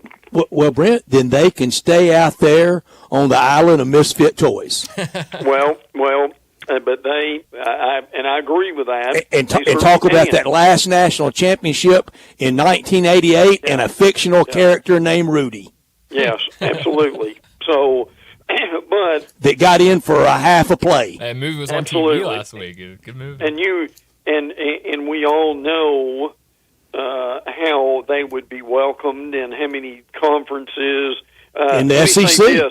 It's my dream team. Yeah. Oh yeah. Look, if they call any of these big 3 commissioners, I think the 3 of us know they wouldn't be on hold for very long. They almost could call and say, we want in and we want you to kick so-and-so out. They may be the only – wow, that's a great point. They may be the only school who could do that and get by with that, too. Yeah. And hadn't won it since 88, 2 since 77, and we go to all this trouble over. Everybody's had that Notre Dame talking point today about could go 12-0 and be the 5 seed. They ain't going 12-0. No, I agree with that. I'm with you. No, they don't have the look. Were they going to be better? Possibly, but this is not the with their schedule where they're going. There aren't a lot of undefeated seasons coming up for them soon. My favorite Sports Illustrated cover of all time is Eddie Lacy literally stomping on the Notre Dame defensive back. I was there for that game. Wow. As you know, it was over, some say at halftime. I'm not sure it was over the first quarter of that game. And frankly, by Brent, I said on these airwaves, it was over when the matchup was made, and Brian Kelly would have been money ahead after that first week of game planning to go, we can't beat them running our stuff. We've got to put in a gadget freak offense, maybe wishbone, and try to bum rush them in the first quarter, and them not having game plan for that. They didn't have a prayer. No. And look, they were, and I'm literally not exaggerating this, they were almost half the size of Alabama and in that game. And there were Alabama beat writers we were talking to beforehand that they said they watched pregame warm-up, compared the size of the team, and they knew during the warm-ups it was over. Yeah, absolutely. Talking to Brent Beard from First Coast News in Jacksonville. He joins us every single week to talk college football. Steve Sarkisian gets the big extension at Texas, and with the more money that comes with it, the raise that comes with it, he also gets like the private jet for X amount of hours for personal travel, 2 cars, a bunch of tickets. I mean, a lot of really nice things. But don't do downward hook them. No. That's where we call no down horns. No, we draw the line there, Brett. No down, horns down at all. What'd you make of that extension for Sark? No surprise. I mean, look, I give him credit for what he's done so far. We know how, and not only he got it, but a lot of that staff got it too. But he also is smart enough to realize they have a poor season or two, he's not going to be around there to collect that extension. Yeah, they'll miss him. They sure will. There's no doubt about that. And look, Brent and I have talked about this off air, and we've talked a little bit about it on air. The Texas arrogance is going to come up against some ADs and presidents and a commissioner who aren't going to put up with it very long, and they will find out very quickly that they don't run the SEC. We're glad you're here, but you're going to play by the rules like everybody else does. Yep. Well, I'm with you conceptually on that, Brent, but over the last 2 weeks, Chris Del Conte, the athletics director at Texas, he's been the best source for anybody in the college football world. He's out here speaking about scheduling in 26 and all sorts of league business that any other AD would and should get a call from Greg Sankey or Herb Vincent or Charlie Hussey or any number of people in that office and say, clam up. Yeah. Well, look, as far as what the three of us do every day, I appreciated that very much. Thank you, CDC. But I'm just wondering. I'm wondering for the next few months if he'll have any other predictions that he'll be giving us. I mean, he's veritable Nostradamus, isn't he? Oh yes, absolutely. And I've got a son-in-law who is a Aggie fan, and he said that he is that they will play them on the moon on Christmas night at midnight if they have to do it. So they'd play on 4th of July if they had to. Yeah, no, absolutely they would. They would open with them. They'd close with them. They'd play them twice if they could. A&M wants that game badly, but in the Egg Bowl world, both Mississippi State and Ole Miss, we were glad to learn that we've been knocked off Thanksgiving night by UT and A&M. Yeah. I was going to say. Has anyone talked to Ole Miss, Mississippi State about that? I don't think they sought our approval. No, I don't think they did either. Absolutely. So and Mark Keenum, he's the chancellor at Mississippi State. That's right. And a really fine person. He's the head of all these CFP meetings, and Chris Del Conte going completely rogue. But look, that's Texas. Right there in a nutshell, frankly. And again, now I think we all probably believe at some point they're going to 9, but it may necessarily not be in 2026. Well, he told us he said 9 in 2026. All joking aside, seriously, Brent, at SEC Media Days, inbounds, out of bounds question for someone in big room, radio row, private back rooms to ask Greg Sankey, will the league have an official, formal rule on horns down? I think that's a fair question. Yeah. Look, and that's a good time to deal with it, is it not? Mm-hmm. You've got all this media together in Dallas. And you know good and well that is coming up. I'm just wondering, well, that's a great question. Brett, does he deal with it? Does he deal with it in some manner before media days, or does he wait and have that in his address? Does he do it at Destin? Does he do it preemptively before Destin? Maybe. Between Destin and media days at Dallas? Because, and my answer is simply this. If you can't do it down on the field of play as a player, then they can't do it up. Yeah. Well, and look, they're going to have, if that's going to be a real issue, and they're going to cry about that, go to, I'm a hour and a half from the Swamp, and they'll tell you very quickly. Great point. That look, everybody does that gator chomp. They sure do. When they're winning, or when Cuts they're both losing. ways. Yeah. Gator fans don't want to hear about anybody being upset about horns down. No. You know, and then if we're going to be that sensitive and we need to get juice box and ice cream for everybody because they're so sensitive, then is it fair, inbounds or out of bounds, to ask about the cowbells, whether wrong responsibly or irresponsibly? Yeah, good point with that too. Yes. Yeah, no question about that. Or doing the reverse rammer jammer, as they say. So, Our Dixieland Delight, is that inbounds? Is Land Shark is that inbounds? Yeah, Texas is not going to find a lot of sympathy anywhere they go on that item. No. Brent, and you know I said it at the time, and I adored his program and everything about it. But there's not many times that you could use the word Bush League around Alabama football. But that demonstration on the Jumbotron of Scott Cochran screaming like a lunatic on WWE, that was a bad look. And if you can't do horns down, then why are we doing that? Well, I know. And look, I hope. I'm not sure where he is and what he's going to do, and I hope Cochran gets his life together. Frankly, now that he's not at Georgia anymore, but probably the sooner the conference deals with horns down, the better they'll be.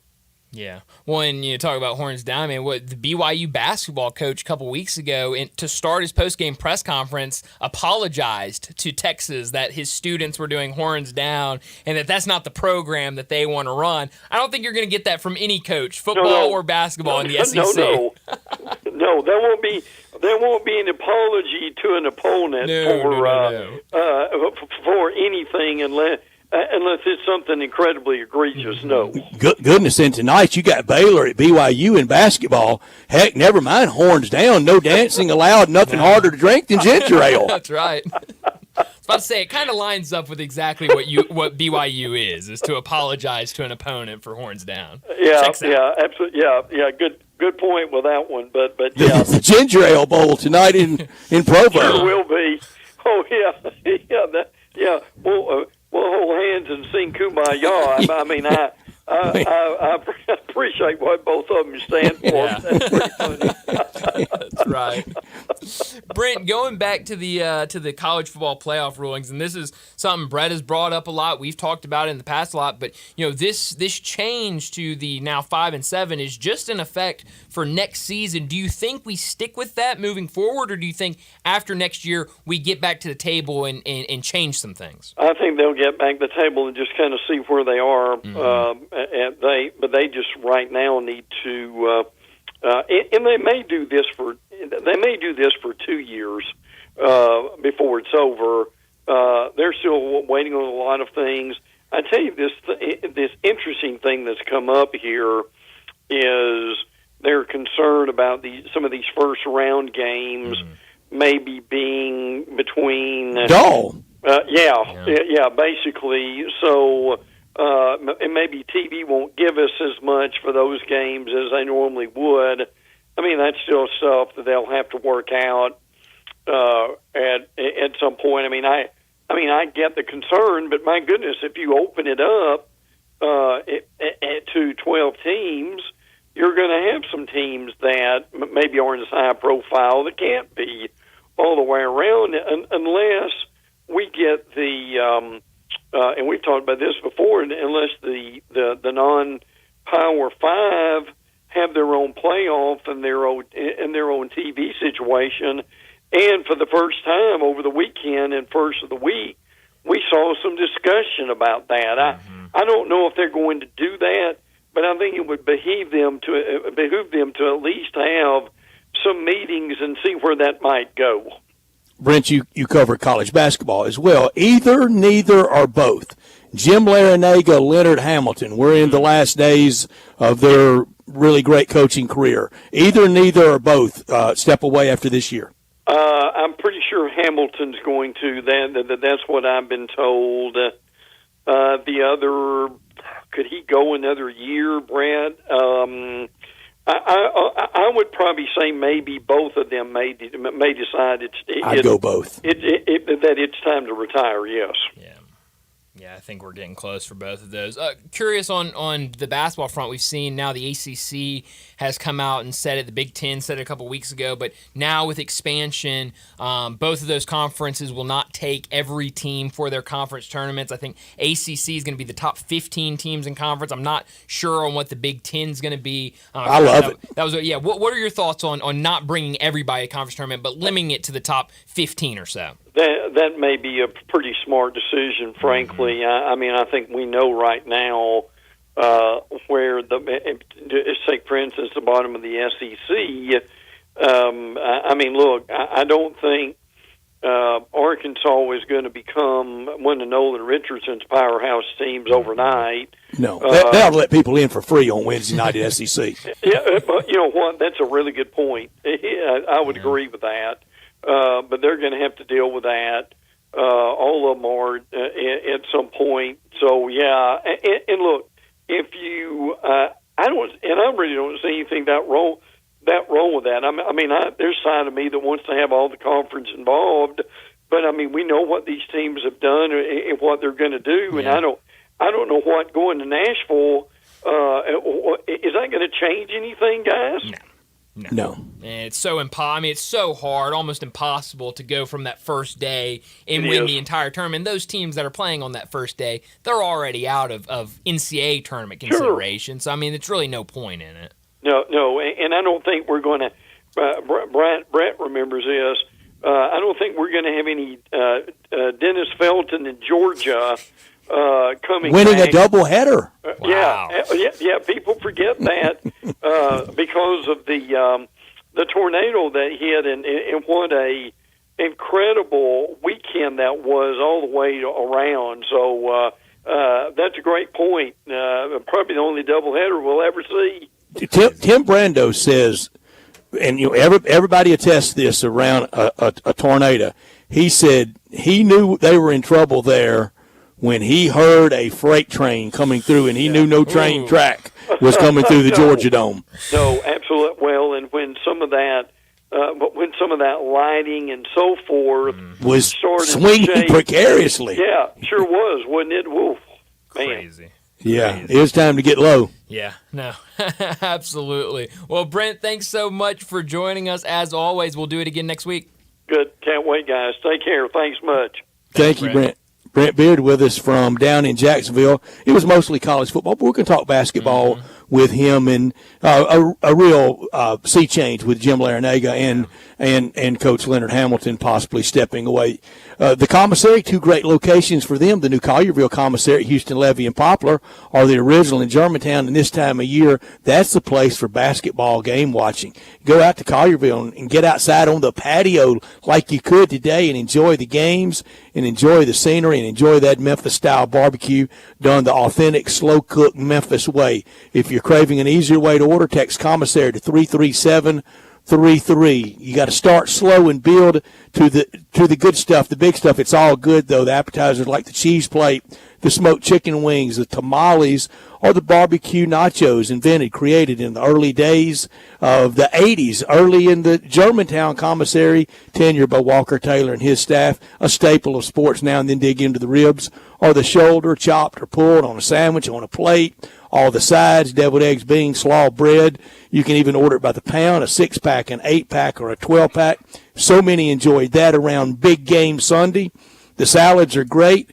The hamburger is great. I know, almost heresy to go to a great barbecue place in town like that and eat a hamburger, but it's delicious. And the desserts, the best lemon icebox pie anywhere, outstanding banana pudding, strawberry cake. Here's the number, 901-754-5540, or online at commissarybbq.com. They're in Collierville, in Germantown, but they're near you anywhere. Party areas, orders to go, catering, tailgating. They have you covered at the commissary. Walker Taylor and his staff, they've done it the right way. 901-754-5540 or online at commissarybbq.com. Well, we need, we're getting closer and closer to conference championship games, and we need to, conference tournaments, but we need to talk about everything going on in college basketball. Big night tonight, Super Tuesday, they call it, on ESPN. So we'll talk some college basketball. We'll do that next on Sports Time. Broadcasting from the Family Leisure Studio, we are Sports 56 and 98.5 FM. Welcome to the Rendezvous. This is John Burgess. When my dad started the Rendezvous in 1948, I don't think anyone could have imagined we'd still be serving shoulder, cheese plates, and our world-famous dry rub ribs 75 years later. But we are still here in the basement, in an alley in downtown Memphis. We sincerely thank you for making the Rendezvous what it is today. Charlie Burgess Rendezvous, serving the official barbecue of the Memphis Grizzlies.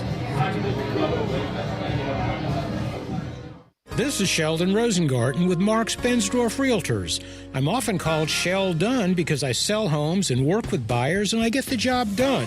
There are 7 keys to successfully selling your home quickly at a great price.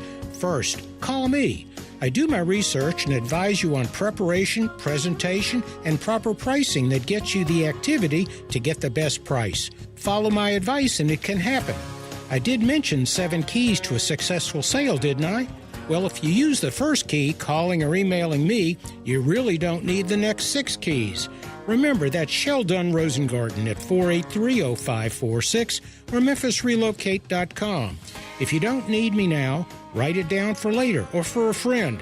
That's Sheldon at 483-0546 at MemphisRelocate.com. Do it now, and who knows, you may hear your home advertised here. Remember, as bad a golfer as I am, when selling homes, Shell Done gets it done. Join the Heindel Center for the Performing Arts for an evening with Cal Ripken Jr. February 22nd and celebrate a true champion. Ironman Cal Ripken Jr. played 2,632 consecutive games for the Baltimore Orioles. This 19-time All-Star, 2-time American League MVP, and Baseball Hall of Fame inductee is a true baseball icon. Get tickets at HeindelCenter.org to see Cal Ripken Jr. 7:30 p.m. Thursday, February 22nd at the Heindel Center for the Performing Arts on the campus of Northwest Mississippi Community College in Senatobia.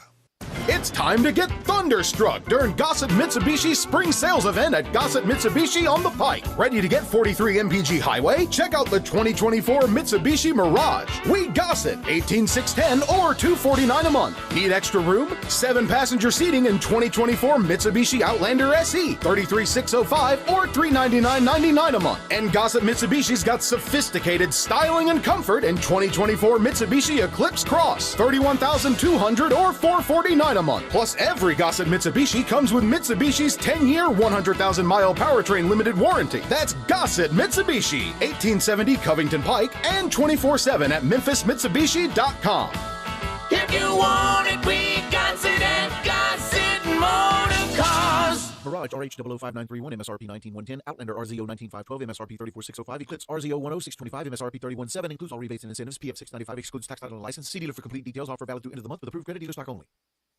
Wesley Financial Group is not a law firm. This story is called The Ugly Truth About Timeshare. If you think you've done your family a favor by buying a timeshare, you need my help. Hello, I'm Chuck McDowell, founder of Wesley Financial Group. 10 years ago, I started helping folks cancel their timeshare. In the process, started what's now called the timeshare cancellation industry. The ugly truth is, when you buy a timeshare, you can't tell me how much it's going to cost or when it's going to end. I recently helped a couple that had their maintenance fees go from $800 to $3,200 a year. They also received a $4,000 assessment for a hurricane that was over 1,000 miles away. Sound crazy? The crazy thing is, this never ends. Call my office now. If we take you as a client, I guarantee we'll cancel your timeshare or you'll pay nothing. Call for your free information kit. Call 800-462-3333. That's 800-462-3333. 800-462-3333. Memphis basketball is working towards March with 2 big home games coming up. It's a blackout with the first 3,000 fans receiving a free black t-shirt for the game against Charlotte on Wednesday, February 21st at 7 o'clock. And then a big-time matchup for revenge against Florida Atlantic on Sunday, February 25th at 1 o'clock for the Stripe Out. Limited tickets remain for the Florida Atlantic game. Purchase your tickets at GoTigersGo.com/tickets. This Sports 56 traffic report is brought to you by Luttrell Belting. They keep you moving. Sports 56 traffic. Good afternoon. It's already heavy over here on 240 eastbound from Poplar all the way up to Walnut Grove, trying to work your way up to Sam Cooper from our earlier crash we had. Traffic's starting to pick up even more now with some volume on 240 east from Mill Branch out to 385, starting a little bit heavier south of Memphis on 55, sliding down through DeSoto County. 24/7 reliable crane and rigging services right here in Memphis. It's Tomahawk Crane and Rigging. Check them out at tomahawkcrane.com. I'm Commander Chuck with your on-time traffic. Now back to Sports Time on Sports 56 and 98.5 FM. Here once again are Brett Norsworthy and Bryant Dacus.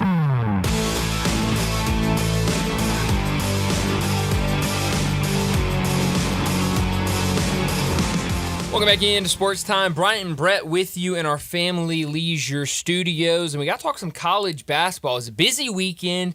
It was a kind of quiet night last night. We did have the really big matchup between Iowa State and Houston last night, a top 10 matchup. But other than that, pretty quiet night. It's a fairly quiet night tonight. Again, you've got the Tennessee-Missouri game that Brett mentioned earlier involving a top 25 team. We do have UConn and Creighton later tonight, 1 versus 15, Baylor and BYU, 11 versus 25.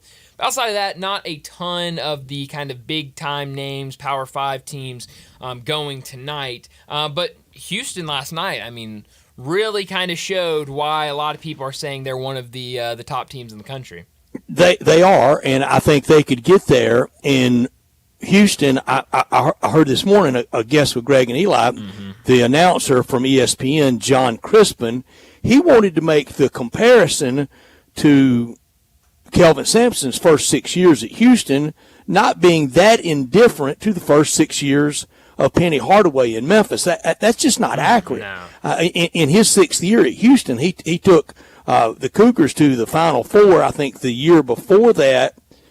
No, he took them in his 7th year. The year before that, in his 6th, they went to Elite 8 or Sweet 16, had Rob Lanier, had go far at teams. COVID got him in that stretch, too.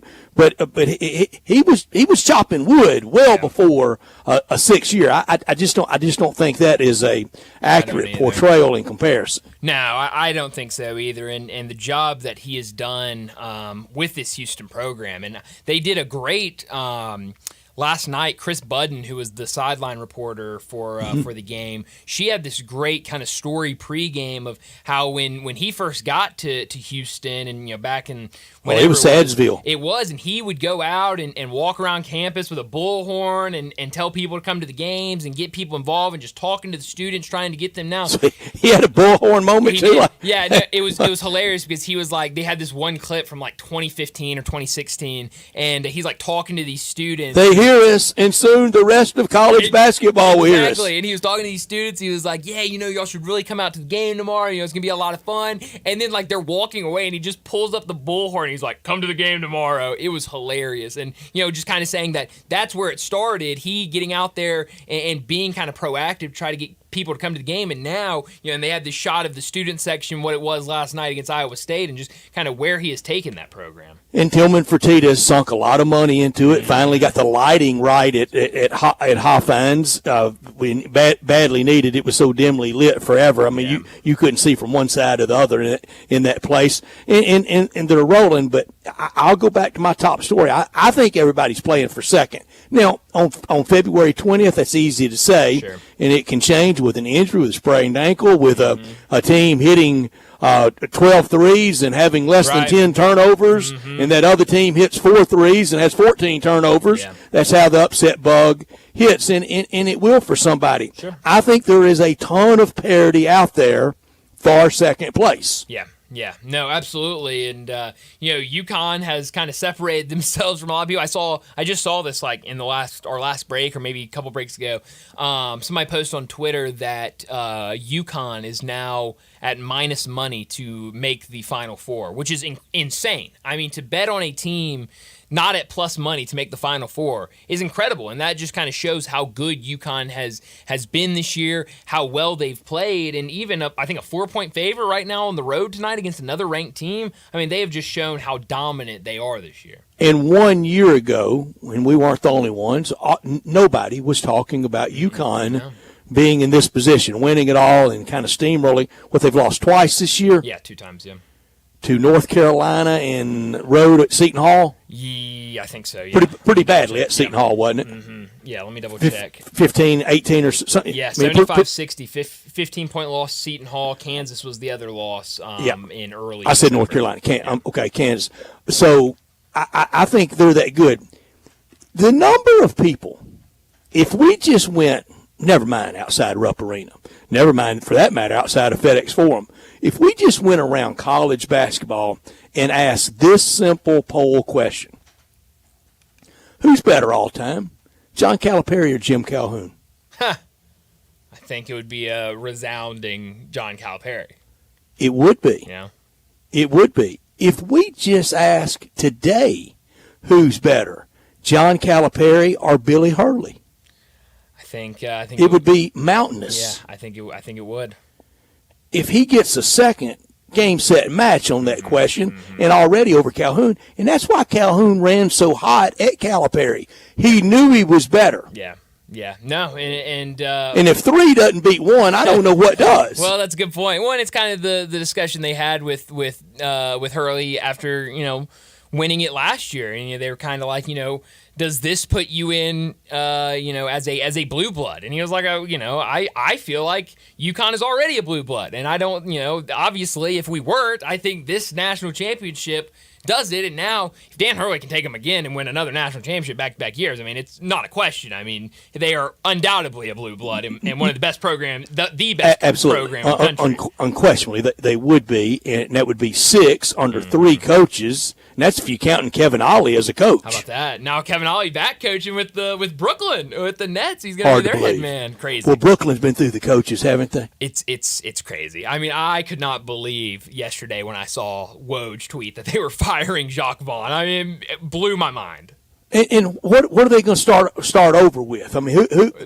They have nothing to start over with. I mean, they don't. It's crazy. It's insane. And it gives you hope for here in this year of disaster that I think the Grizzlies, I know the Grizzlies have a rock-solid coach. Absolutely. They have a rock-solid coach, and they have a plan in place and players in place. I mean, you look at, and I remember asking Keith Smith just last week, hard to believe that we were talking about Brooklyn, and I kind of asked Keith, what direction do you think the Nets are going in? Because it seemed like they were maybe going in one direction, then at the trade deadline made some moves that didn't really make sense to me, and now they fired their head coach in the middle of the season. I don't like firing coaches mid-season.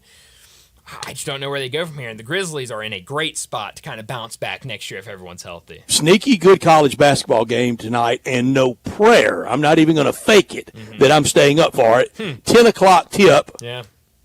St. Mary's in San Francisco. Yeah, San Fran and St. Mary's should be a really, really good game. Kind of a big line. I mean, San Francisco, 21-6. St. Mary's also 21-6, but St. Mary's at home, about an 8-point favorite right now, and at the top of the conference standings. So, I mean, that WCC conference is going to be one because their tournament is very funky. I mean, it's like the top 2 seeds have like 4 buys. I mean, it's incredible. Like they don't play until the semifinals. They don't want that 12 and 19 team winning. No, not at all. And I don't blame them. They want somebody that can get in that tournament, get in on that bracket, and move along and win those units that make them a lot more money. Yeah, and so it's funky, but I mean, it's going to be fun to watch with St. Mary's, how well they've been playing. Gonzaga looking like they've kind of turned a corner. And San Francisco, nobody's talking about them, but sitting there with only 6 losses on the entire season, could play upset to one of those 2 teams. Right now at Joe Lunardi, 9 for the Big 12, 9 for the SEC, 6 for Big 10 and Mountain West, 5 Big East, 4 for ACC. Wow.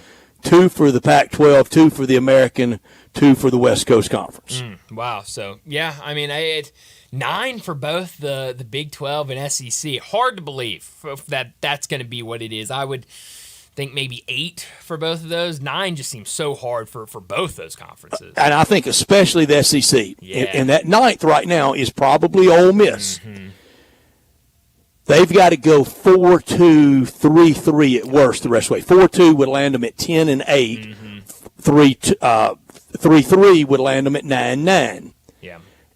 At either, you got to win on Thursday in Nashville. Oh, absolutely. At 9-9, I think you better win Thursday and Friday. Yeah, I think you're right, and and at 10-8, you better look good losing on Friday. Yeah, and Ole Miss's schedule is not easy the rest of the way. It's Arguably toughest part of the schedule. Absolutely. Coming up. Mississippi State next game, South Carolina at home, Alabama at home, Missouri on the road, Georgia on the road will be a tough game, and then Texas A&M at home. I mean, those are some really tough games, and I can't find 4 in there. No, that's really hard. That's really hard. It's a stretch to get to 3, and after seeing that performance Saturday at home against Mizzou, yeah, the odds are with Mizzou to crack through. I mean, you would think at some point they just find a way to win one. I mean, they just fall into a win accidentally. I mean, honestly, we talk about the Tigers in that last 5. I mean, I could see Ole Miss 1-5 or 0-6 before I could 4-2 or 5-1. No, you're right about that. And you mentioned that kind of close game you had against Missouri for Ole Miss. And, I mean, going on the road against Missouri is not easy. We've seen so many teams struggle on the road this year. It seems like, a almost an extra high year for road teams to lose. And so, I mean, that one's going to be tough for Ole Miss. And, that could be a game that Missouri circles and says this could be where we finally the go for it game. Yeah, I mean, I guess so. I don't know. But 9 seems like a lot for not just the SEC, but also the Big 12. Even though I really like the Big 12, 9 teams is just a ton.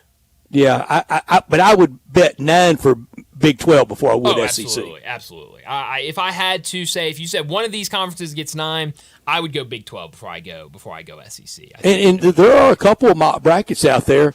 I think Ole Miss is a 10 seed. Mm-hmm. I think I saw one there, the 10, and St. Mary's with a 7. If you won that, like get Marquette.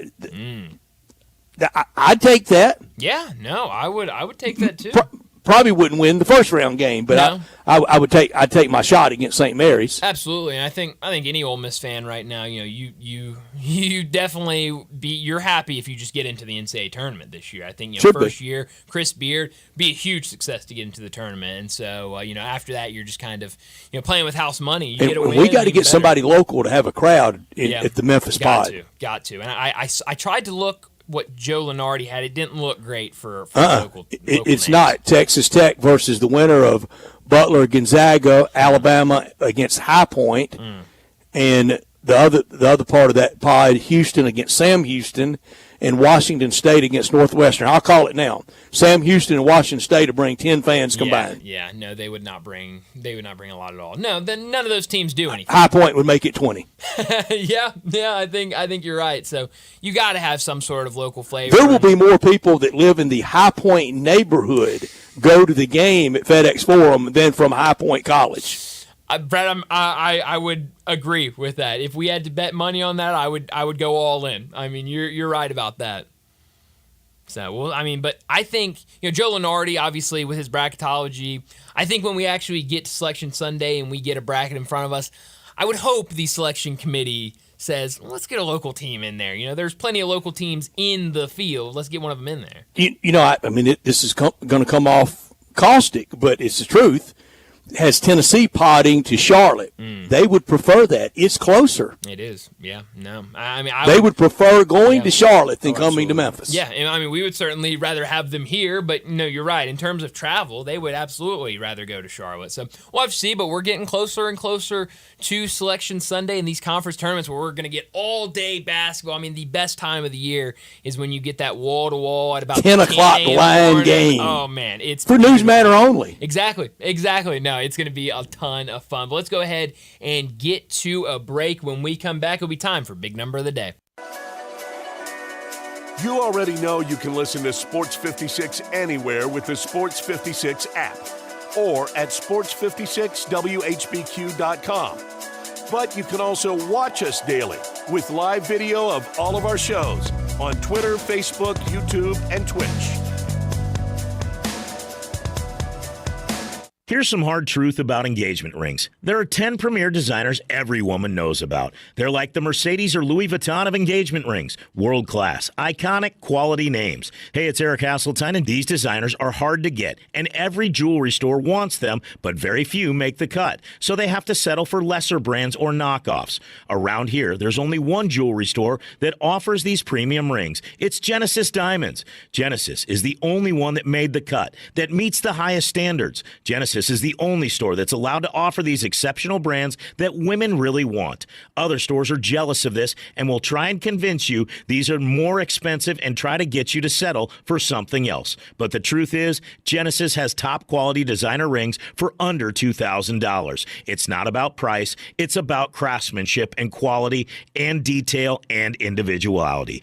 So don't compromise. Get her a world-class ring she will be proud to wear. Genesis Diamonds on Poplar at Perkins Extended. Chris Price, it's so good to see you. And you have a new business? Yes, Dave. MetroBuildersMemphis.com. Have you noticed water stains on your ceiling? With storm season here, take a walk around your home or business and look up. Make sure there are no water stains signaling a leak prior to the heavy storms coming in. If you do see signs of water, call me. My team and I will come out, diagnose the problem, and prescribe a fix. Our team of Hague-certified inspectors are waiting to assist with any inspection or repairs you may need. We have 3 crews dedicated to repairing roofs in the Mid-South. As certified Owens Corning and Mule High dealers, we offer 20-year, no-dollar limit labor and material warranties that offer hassle-free ownership. That's our hassle-free ownership guarantee. Allow Metro Builders team of professionals to assist you in maintaining your property's integrity and value. MetroBuildersMemphis.com. Your local commercial roof experts. Ask about our commercial roof maintenance agreements. Protect your investment with MetroBuildersMemphis.com. Call me. 901-375-1717. That's 901-375-1717. 375-1717.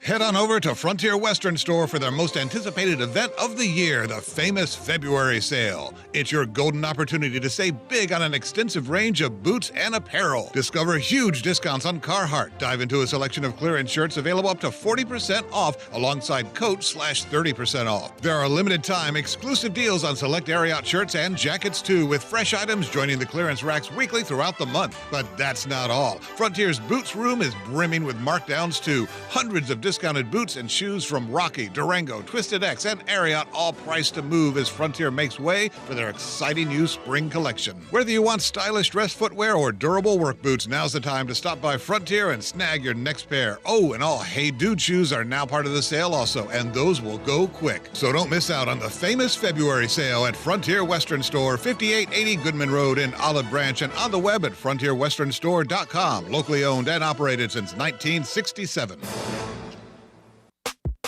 eBay Motors is here for the ride. Go ahead, feel your engine. Admire that perfectly installed exhaust. Your vehicle's moving along this freeway like it was made from fresh installs and a whole lot of love. With eBay Motors, you get over 122 million parts to keep it running. And with eBay Guaranteed Fit, they'll be the perfect fit every time.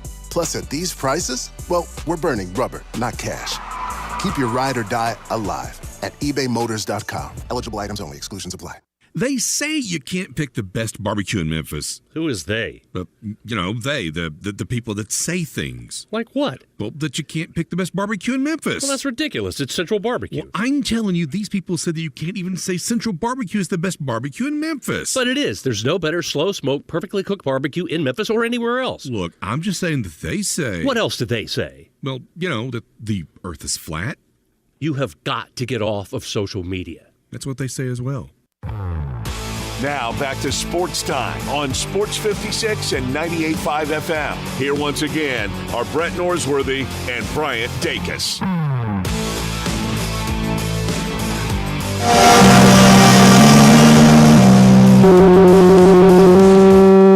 Big Daddy. Hello, Big Brown. It's a guy, he wants to be big, then he gets big, he doesn't want to be big anymore, then he gets small, but the suit's too big. Big Daddy. The big boy. You're a big guy. I think she's trying to pull a fast one on Big Daddy. The big number of the day. All right, Brett, well, since you were out yesterday, I think it's only right that you lead us off today. A lot with of pressure. Number. Yes. A lot of pressure. Come on, Brett. Come on, Brett. I'm going to come through, Johnny. Here we go. Getting ready to go over the top end of the end zone with this one. My big number is 90. Oh, and that's a big number. That's the combined points the last two games for Virginia. They got 49 on Saturday and won by 2. They only get 41 last night and lose by 34. They go out 2 games in a row and get 90. That's an average of 45. What are we doing here? Is the Peach basket back up? Crazy. It's that style they like to play. That's the style, I guess. It burns you sometimes. It works out for you sometimes. What's that win in March? Well, not much. I know they won it all once. Sure. But they also lost to a 16 seed once. They did. So, I mean, and that's Tigers' best win of the year against UVA. It is. 20-point win when UVA held them to 54. Ranked, held them to 54. Back to it. I mean, that style of basketball for them. Now it's 49-47. I mean, that's a game Abe Lemons and Eddie Sutton would have loved. Oh, absolutely. With no shot clock, no 3-point line. Absolutely. No, you're right. All about mid-range and paint. Yep. I saw a great 39-38 game one time, guys. Did you really? I did.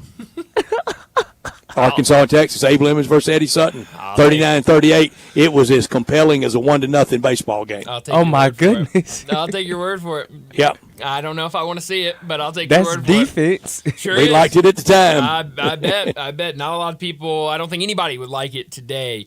I've got a couple big numbers, but just kind of highlighting Houston and their win last night. One number, 26. The other number is 29.2. That's percentage, got decimal in there for you, Johnny. I know you love the decimals. But last night, Houston won 73-65 over Iowa State. It was a home game for Houston. They're ranked number 2 in the country. Iowa State came in ranking number 6 in the country in the updated, most recent AP poll. But what stood out to me, Jamal Shead, who a lot of Tiger fans will remember with his buzzer beater shot last year at FedEx Forum, a couple years ago, whenever that was, inside FedEx Forum. He led the team. He led Houston with 26 points, 6 assists, 4 rebounds. He's just having an unbelievable season. He's averaging 13.3 points, 3.9 rebounds, and 5.8 assists per game. That's top 25 assists per game in college basketball. Just having an unbelievable season. You look at all of his numbers, they've gone up. This is a guy that came back this year, has been a 4-year guy at Houston. Probably could have transferred and been a star somewhere. He's a star at Houston right now. He probably could have transferred last year, the year before, gone and been the guy somewhere. When last year Tramon Mark was the guy. He was probably number 2, but he stuck around. You see all of his numbers with a bump up. He's just having an unbelievable season. And Kelvin Sampson, last night after the game, kind of got a little emotional talking about Jamal Shead and his improvement, his development, and him sticking around and staying. It was awesome to see. So that's my big number, 26. But also, the Houston Cougars won that game last night, shooting 29% from 3. On the other side, Iowa State shot 52% from 3 and 41% from the field, but lost the game to Houston. I mean, Houston defensively played really well. I mean, if it wasn't those 9 threes that Iowa State made, they couldn't get anything easy. I mean, it was super difficult all night for Iowa State. I would love it if One Shiny Moment's playing and Kelvin Sampson's cutting the net down. Houston finally get their national championship after a lot of heartbreak over a lot of great players. And last year when I was making that case that even though they don't have the groovy nickname or even the 2 premier, 2 of the top 75 players in the history of the NBA, in Clyde the Glide and Akeem Olajuwon, I know they don't have that. I think this body of work, this run is better than anything Guy Lewis ever put together because Guy Lewis just couldn't coach at all. But a friend of mine told me this last year, and it rings really true.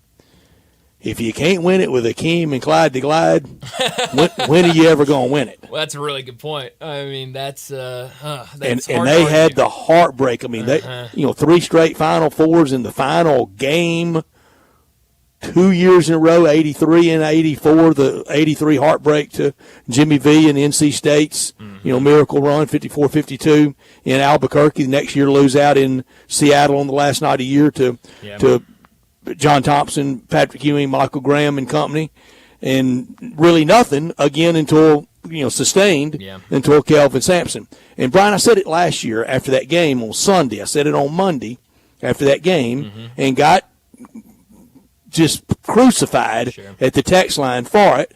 But I ask anybody, so far, can they prove me wrong? I said that day, when is FedEx Forum going to feel like that again? Remember me saying that? I do.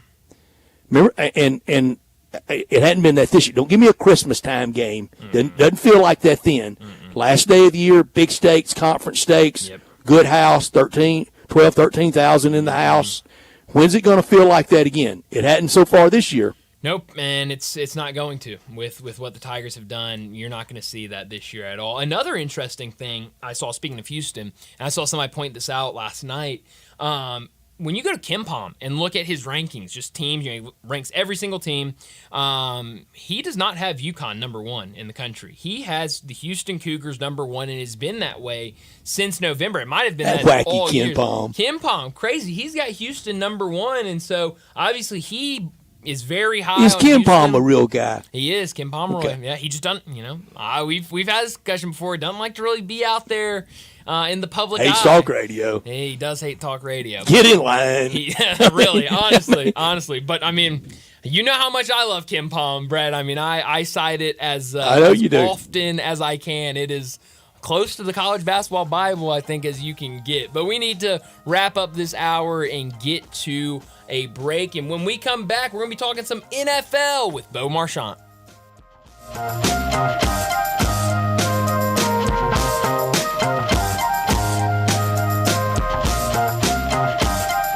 They say you can't pick the best barbecue in Memphis. Who is they? The people that say things. Like what? Well, that you can't pick the best barbecue in Memphis. Well, that's ridiculous. It's Central Barbecue. Well, I'm telling you, these people said that you can't even say Central Barbecue is the best barbecue in Memphis. But it is. There's no better slow smoked, perfectly cooked barbecue in Memphis or anywhere else. Look, I'm just saying that they say. What else do they say? Well, that the earth is flat. You have got to get off of social media. That's what they say as well. Hi, it's the Herd. Whether you shower in the morning or at night, chances are you want to hop in right away instead of standing and waiting while your water heats up. My friends at Navien have your solution. Go tankless with a new Navien tankless water heater. You'll instantly get all the hot water you need as long as you need it. Right now, save hundreds on Navien tankless water heaters with local rebates. It's easy. Visit tanklessmadesimple.com. That's tanklessmadesimple.com. The President's Day sales event is on strong at Gossett Chrysler Jeep Dodge Ram Fiat on the Pike. How about 0% for 72 months on all 2024 Ram 1500 Bighorns? Yeah, 0 for 72 on 2024 Ram 1500 Bighorns. How about $8,000 off 2023 Jeep Grand Cherokee Limiteds? We Gossett at Gossett Chrysler Jeep Dodge Ram Fiat on the Pike. And how about your new 2023 Dodge Charger $27,990? There's no reason to shop anywhere else. Get to Gossett on the Pike today. New 2023 Charger $27,990, 2024 Grand Cherokee Limited, $8,000 off and 0 for 72 on all 2024 Bighorns. So drive past the rest and come to the best Gossett on the Pike or shop online GossettMotorCars.net. If you want it, we got it at Gossett Motor Cars. Charger PH 508-657, MSRP 35930, Cherokee PC 662620, MSRP 55760, includes all rebates and incentives. PF 695 excludes tax title and license with approved credit. See dealer for complete details. Offer valid through end of the month. Dealer stock only. When a cold comes on strong, try DayQuil's Severe Honey flavor. The daytime, coughing, aching, stuffy head, fever, honeylicious, power through your day medicine. Powerful cold and flu symptom relief with a honeylicious taste, so a cold won't slow you down. Get back to your day feeling relieved, enjoying the delicious flavor of DayQuil Severe Honey. DayQuil Severe Honey flavor soothes your symptoms with a delicious taste. Use as directed. Keep out of reach of children. For the latest from the world of golf, tune in every Saturday morning from 9 to 11 for the Golf Shop Radio Show, presented by PlayGolfMyrtleBeach.com, the golf capital of the world. Hosts Mark Greenhelge and Matt Blanchard talk golf from tee to green and everything in between. If you like golf, you're going to love Golf Shop Radio. Before you tee up, drop on in. Welcome to the Golf Shop here on Sports 56. Real sports talk. Listen each and every Sunday morning at 10 a.m. and join Ottawald Presbyterian Church for worship. Ottawald is a PCUSA church located in Midtown Memphis. Sports 56 traffic. Good afternoon. It continues to run extremely slow over here on 240 eastbound, trying to get past Bill Morris Parkway, sometimes just creeping along on 240 east and between Poplar and Walnut Grove, all the way up to Sam Cooper, all from a wreck we had earlier today as traffic increases even more on 40 at Warford and Hollywood, headed over towards White Station on 40 going eastbound. Weimer's Jewelry, they're located 7525 Highway 64. They are your full-service family-owned jewelry store right here in the Memphis area. I'm Commander Chuck with your on-time traffic.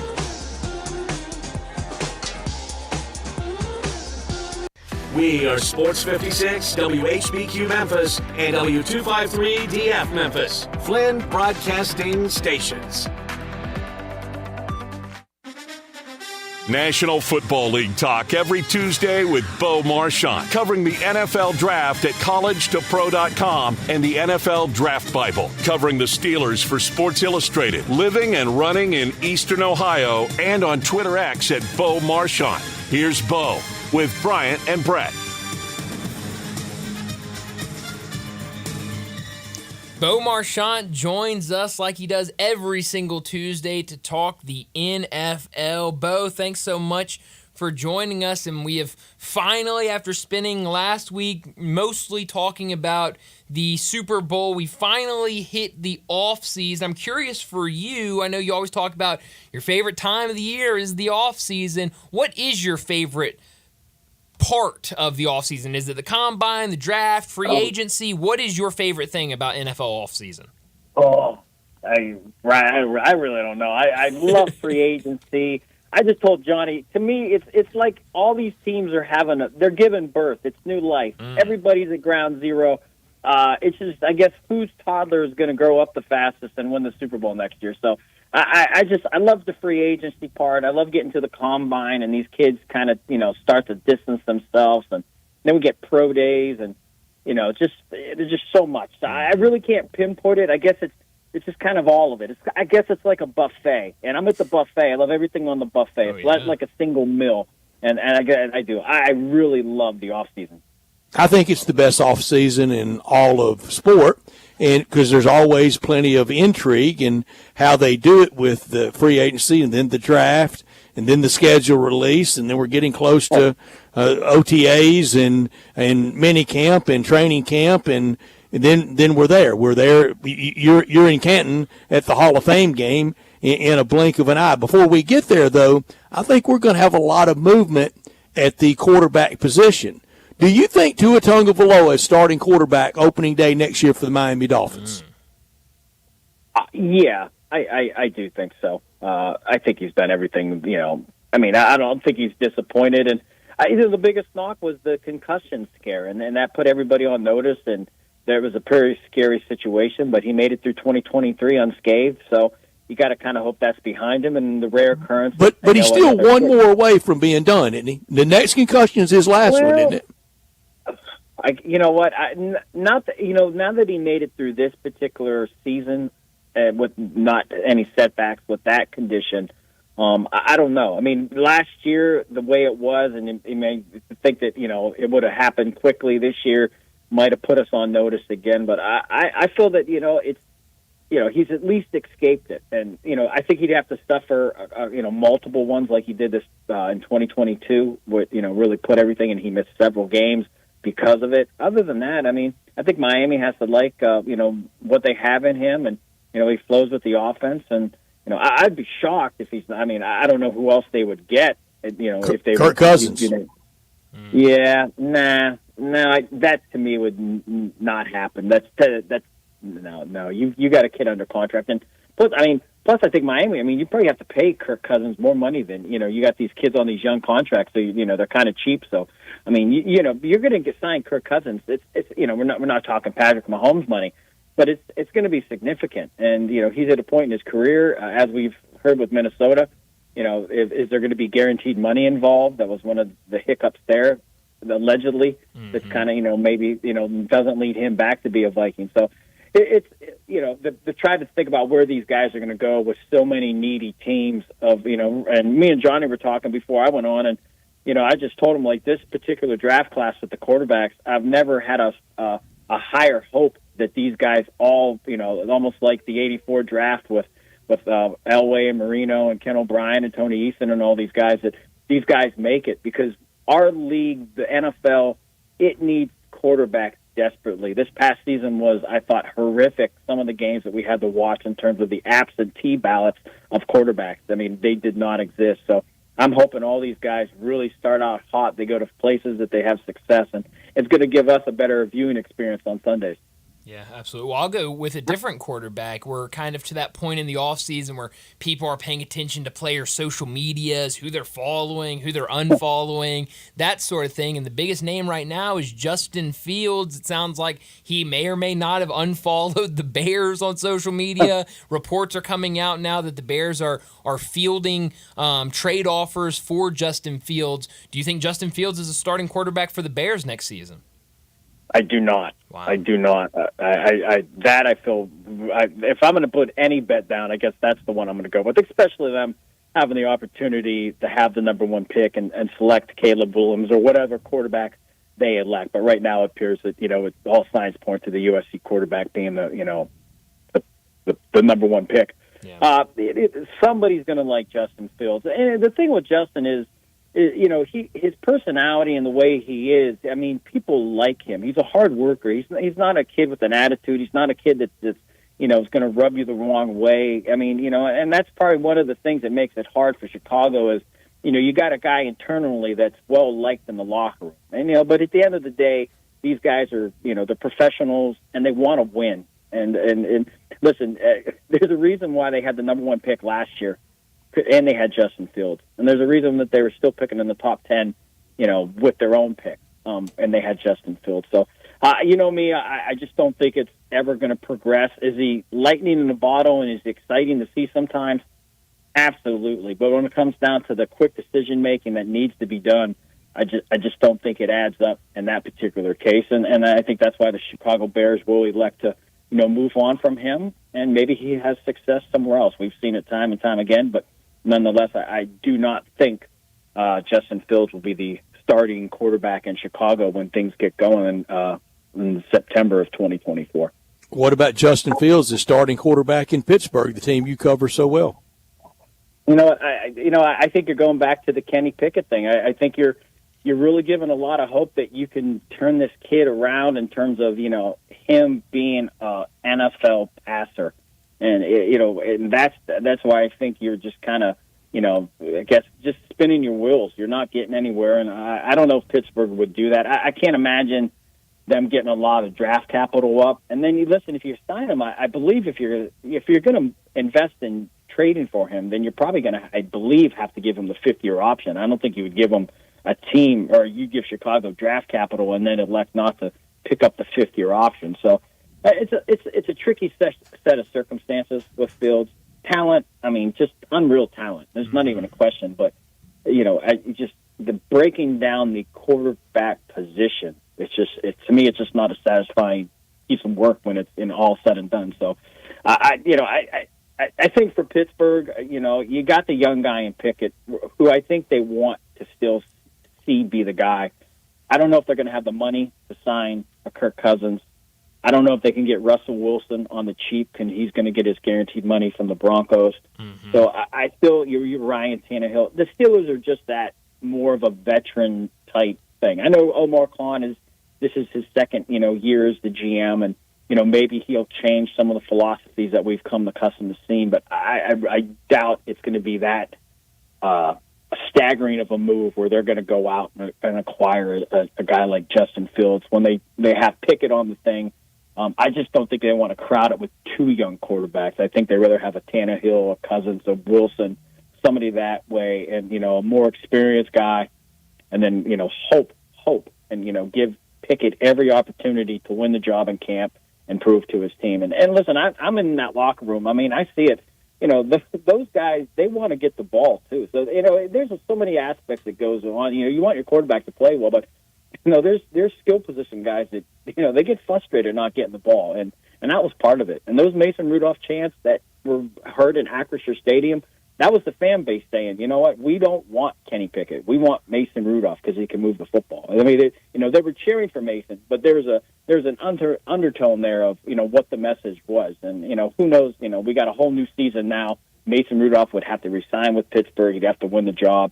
And if he has a bad game, then they're going to be clamoring for Pickett. So that's just a quarterback carousel. Until you find a star, you're just going to have a rotation carousel going on. When you look at Justin Fields, what's a team that you think he could fit with? Oh, well, I don't know. I mean, I think he. I mean, you know what? I think he could fit anywhere. It's not a matter of the system. It's just a matter of him, being able to gradually get better passing the football. And because I think when you go into that system dynamic with Justin Fields, you kind of know what type of scheme you're going to run, and you're gonna hope short passes, get the ball out quickly, find that first read quickly, and then if that breaks down, then let him do the magic with his legs. So you got Atlanta. I don't know if Atlanta wants to go the young route, but you got to there's so many teams that you could say. I mean, does Tampa Bay go there? Does the Atlanta Falcons go there? Did the Saints go there? So there's different teams that could fit the bill. It's just a matter of from afar, the teams think they can develop him. I mean, who knows? Maybe I know it would be an in-division trade, but maybe Kevin O'Connell and those guys in Minnesota, really like Justin Fields. That's what it is. Sometimes these teams, they don't get the opportunity to draft them, and now it's the second shot, and you believe you can change in the fortunes of the kid. It's kind of like us watching sports ourselves. There's guys that we like that come out of the draft, and we're always going to like that individual. We're always going to think, even if he doesn't pan out, well, you know what? If we had him, we could make him work. And, sometimes it does happen. Other times it doesn't. But he's too talented for not a team to give him a shot. It's just a matter of the price in terms of, what they're going to trade in terms of draft picks or players. And I think, though, his ability, it's endless. I mean, Matthew Stafford's near the end of his career. Does Sean McVay think he's a guy that he could take? There's so many different routes when you think about, the possibilities of where, Fields can go. Oh, the blame game is really happening coming out of the Super Bowl. Did you think it was on Steve Wilkes that the 49ers lost the Super Bowl? I didn't, but Kyle Shanahan can't fire himself, so right. It's you didn't, but Kyle Shanahan did. yeah.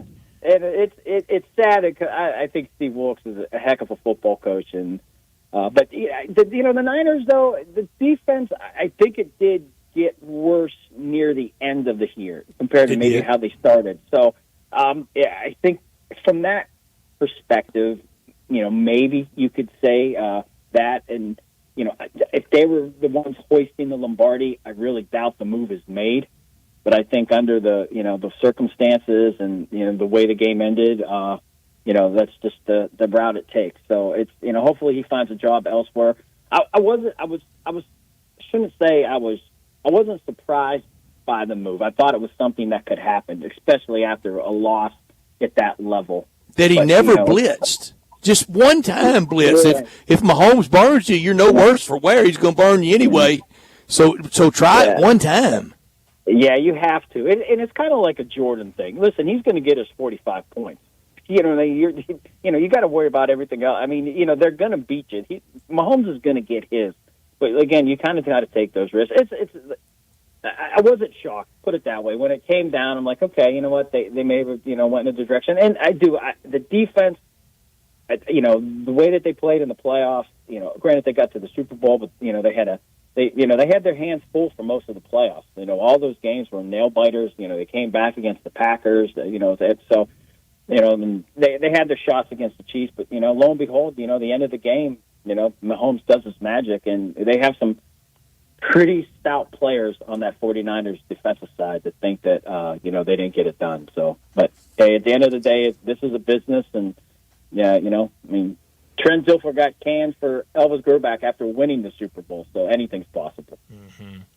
You mentioned quarterbacks in this upcoming draft. I'm curious. I'm seeing a mock draft right now on CBS Sports, and this has a bunch of trades happening in the top 3 or 4 picks. But where do you see a guy like Jaden Daniels going in this draft? I've seen, some people think, the teens, some people thinking now maybe the top 10. I've seen people say much lower than that. Where do you see a guy like Jaden Daniels going? And like Bryce Young, his body's not changing.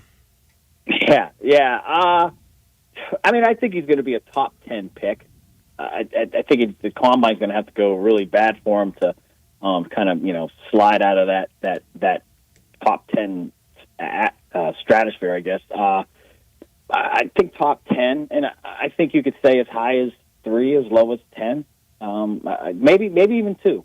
And that's the fun part. Ask me next week or after we get done with the combine and these guys kind of readjust their draft stock, and we kind of get to see another addition. And and the fun part about this is you can watch tape, you can watch these things, but that's what the NFL gets to know. They get to know these guys on a personal level. They get to have them in, they get to ask them questions, and they get to find out all the things that we'll probably never be privileged to. Maybe it comes out late, good or bad.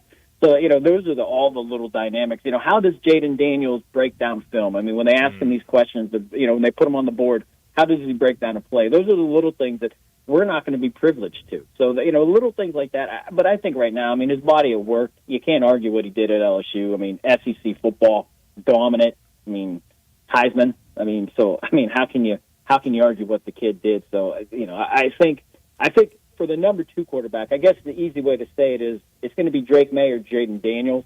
It's just which team is slotting to pick him and who they prefer over the other one.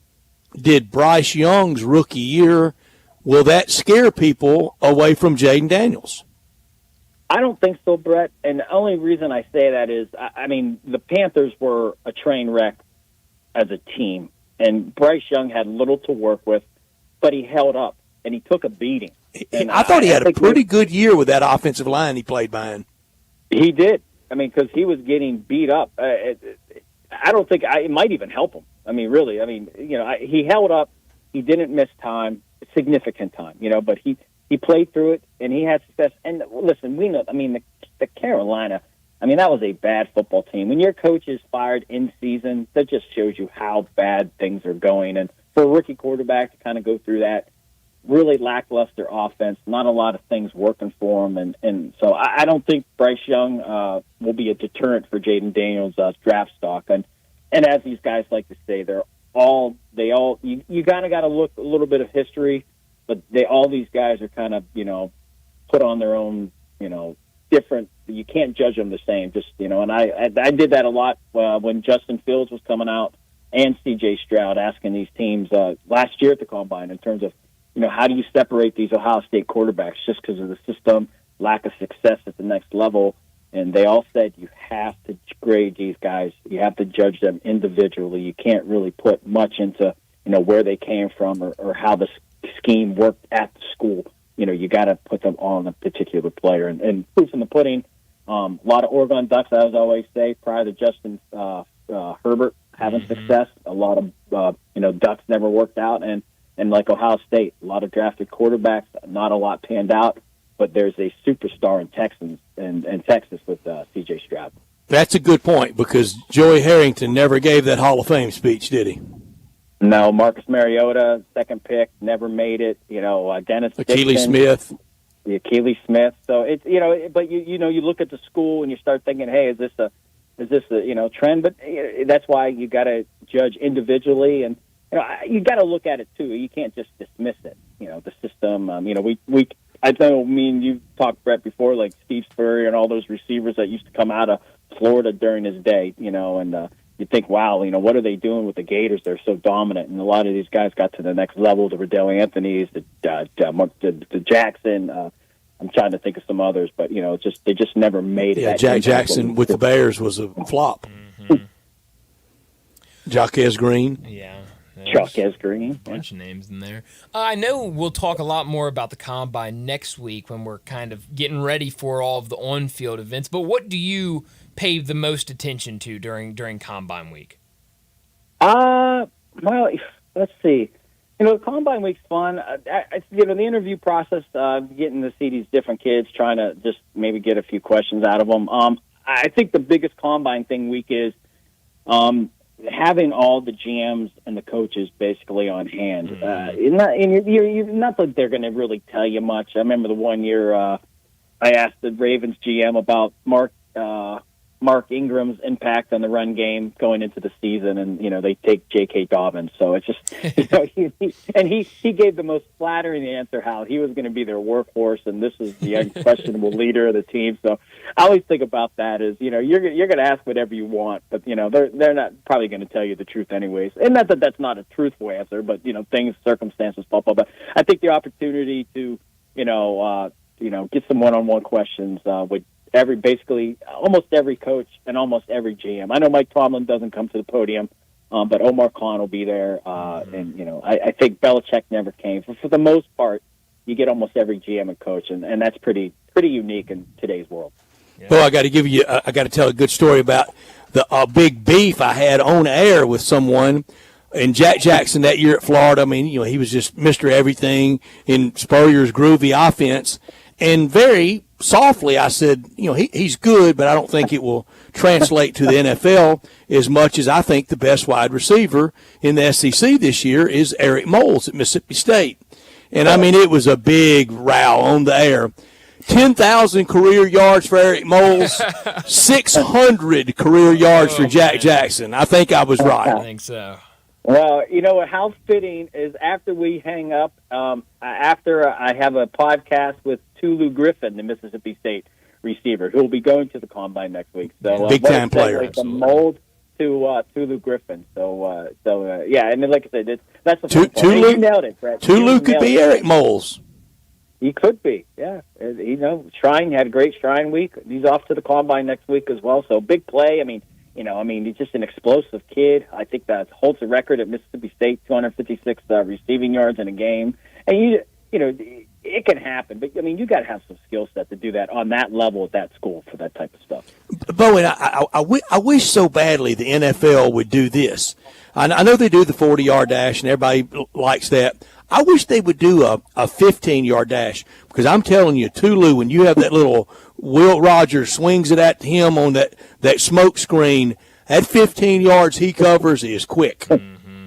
It is quick. It's so funny as I have I got like 500 little 5-second reels from the Shrine practices, and I had like about 4 or 5 of him, and you can just see the speed. And knowing he was coming on the show, I was texting him those particular videos, and I'm like, I even said, I go, you come off the ball so fast, and he's like, thank you. But it was kind of fun, and yeah, that speed it's legit, it's real, and I'm gonna ask him in a short amount of time, what type of time does he think he's gonna put down when he Tell him I'm glad I don't have to see him in the Egg Bowl ever again.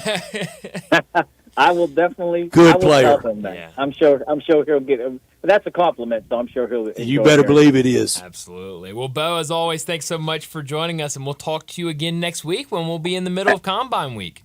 Well, that sounds like Christmas in late February. That's great. Have fun with the 3-cone shuttle next week. Yeah, that's right. Oh, I will. Hey, I'll be talking to you from Indy next Tuesday. So that's right. You got it, Bo. Thanks, Bo. Yes, sir. Bo Marchant with us every Tuesday talking the NFL, and indeed he will be in Indy. You think Bill Belichick just shows next week, Brian?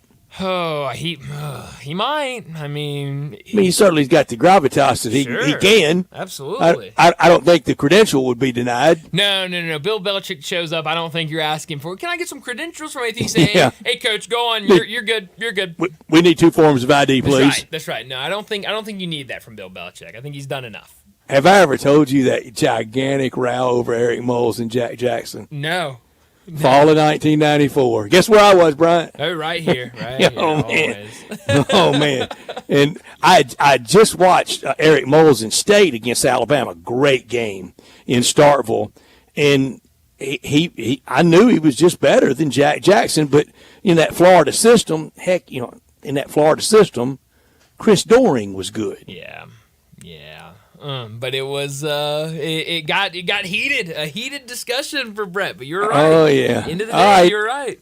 Everybody, let's head down Highway 78. First exit into Mississippi is Kraft Goodman Road, and you're at All Star Chevrolet. And if you're ready for a new Silverado, All-Star Chevy, they have them for you. Financing down to 2.9 for 72 months or up to $5,000 cash. Plus, you make no payments for 90 days. Your good credit deserves it, and you'll get it at All-Star. It's still the month of love, and at Olive Branch, you'll love all the new Silverados, Equinox, Trailblazers, and Tahoes. You're going to love seeing this All-Star lot in showroom loaded up again, the way it should be. You want pre-owned, everything you want right there at All-Star. Jeeps, Nissan Rogue, Ram trucks, a Traverse with third-row seating so we can all do more together. Where are you going for Easter or for spring break, and what are you driving? You need to be driving something from All-Star. Teachers, college students, healthcare workers, military, you get an extra $500 bonus. Everyone at All-Star, they're ready for you. Everything you're looking for, they have it. And if by chance they don't, just ask Kevin and Jeff, and they'll find it for you. Remember, it's not South Haven, Mount Moriah, Bartlett, or Collierville. It's got to be Olive Branch. Come on down to All-Star Chevy in Olive Branch or go to allstarautogroup.com. Well, let's get to a break. When we come back, it will be time for What's Trending. Start your day with Sports 56 Mornings with Greg Gaston and Eli Savoy. Weekday mornings from 7 to 10, right here on Sports 56 and 98.5 FM. You or someone you know or care about has dealt with a difficult divorce. When facing divorce, you need the attorneys at Rice Law. Nick and Larry Rice lead the firm with 3 generations and 7 decades of experience. Located in Memphis, serving the entire state of Tennessee and North Mississippi. Rice Law is who you need to call. Simple or difficult divorce, they know how to handle it. Call Rice Law at 901-526-6701, or for more information, visit them at aboutdivorce.com. That's aboutdivorce.com. Nestled in the heart of East Memphis, located corner of Park and Cherry, is a beautiful residential neighborhood. I'm here at Town Village Audubon Park interviewing a new resident, Carolyn. Share with us why you chose Town Village. Well, if your parents or special friends need to make that big move, let me share with you my experience. It was tough for me to leave home, but then I discovered Town Village. I would like to highly recommend Town Village to you and your loved ones. After looking at all the amenities and meeting all the people and staff, I was hooked. From restaurant, bistro, 3 meals per day, housekeeping, transportation, security, health care, physical therapy, exercise room, and even a heated pool and spa. Come see us and make your new home at Town Village. Visit us and call Daniel at Town Village Audubon Park at 901-374-7342. There's no place like home, Town Village.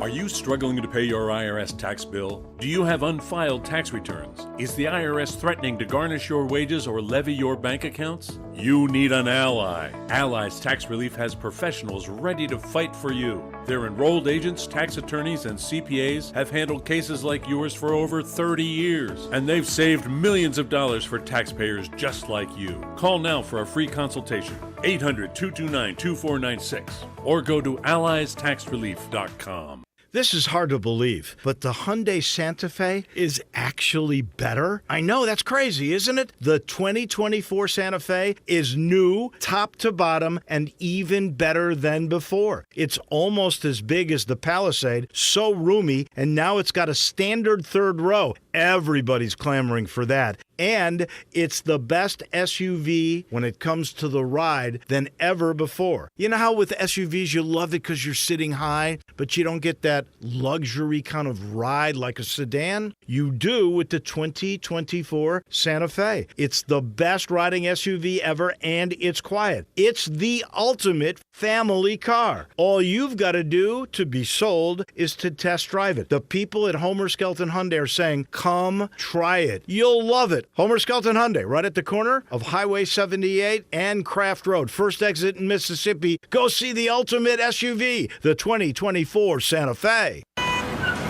Sports 56 traffic. Good afternoon. TDOT was wrapping up an earlier wreck on 240 going northbound right there at South Parkway. Again, it had traffic a little bit slow in both directions. In that section of Midtown on 240 near South Parkway, it remains pretty heavy over here from some earlier problems on 240 East trying to work your way up towards Sam Cooper. That's why it's been crawling on 240 East from Poplar all the way up to Walnut Grove. Weimer's Jewelry, located 7525 Highway 64, is your full-service, family-owned jewelry store right here in Memphis. I'm Commander Chuck with your on-time traffic. Now back to Sports Time on Sports 56 and 98.5 FM. Here once again are Brett Norsworthy and Bryant Dacus.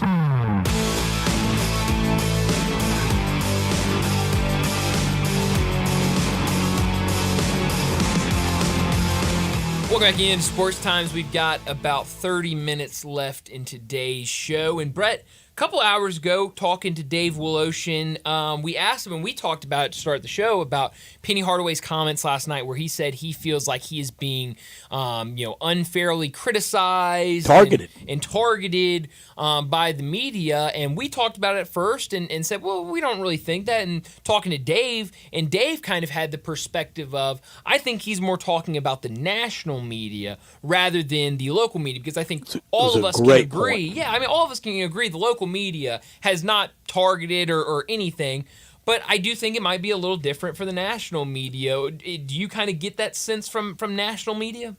I do, and I don't know that I had thought about it until Dave brought it up about 2 hours ago, and it was a really great take. It was. And I don't know that I had thought about it, but now that I've thought about it, I think that's the case. I know locally, from what I read and what I hear and what I listen to is our station. Mm-hmm. And when I talk to people around town in the sports business, I have gotten my sense for Coach Penny Hardaway's now almost 6 years completed.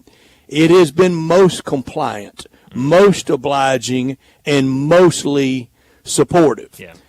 It was for Josh Pastner as well, certainly through 5. I'm trying to remember, did Josh lose to CBU starting his next to last year or his last year? I can't remember. I think it was next to last year. That was the end. Yeah. That was the beginning of the end.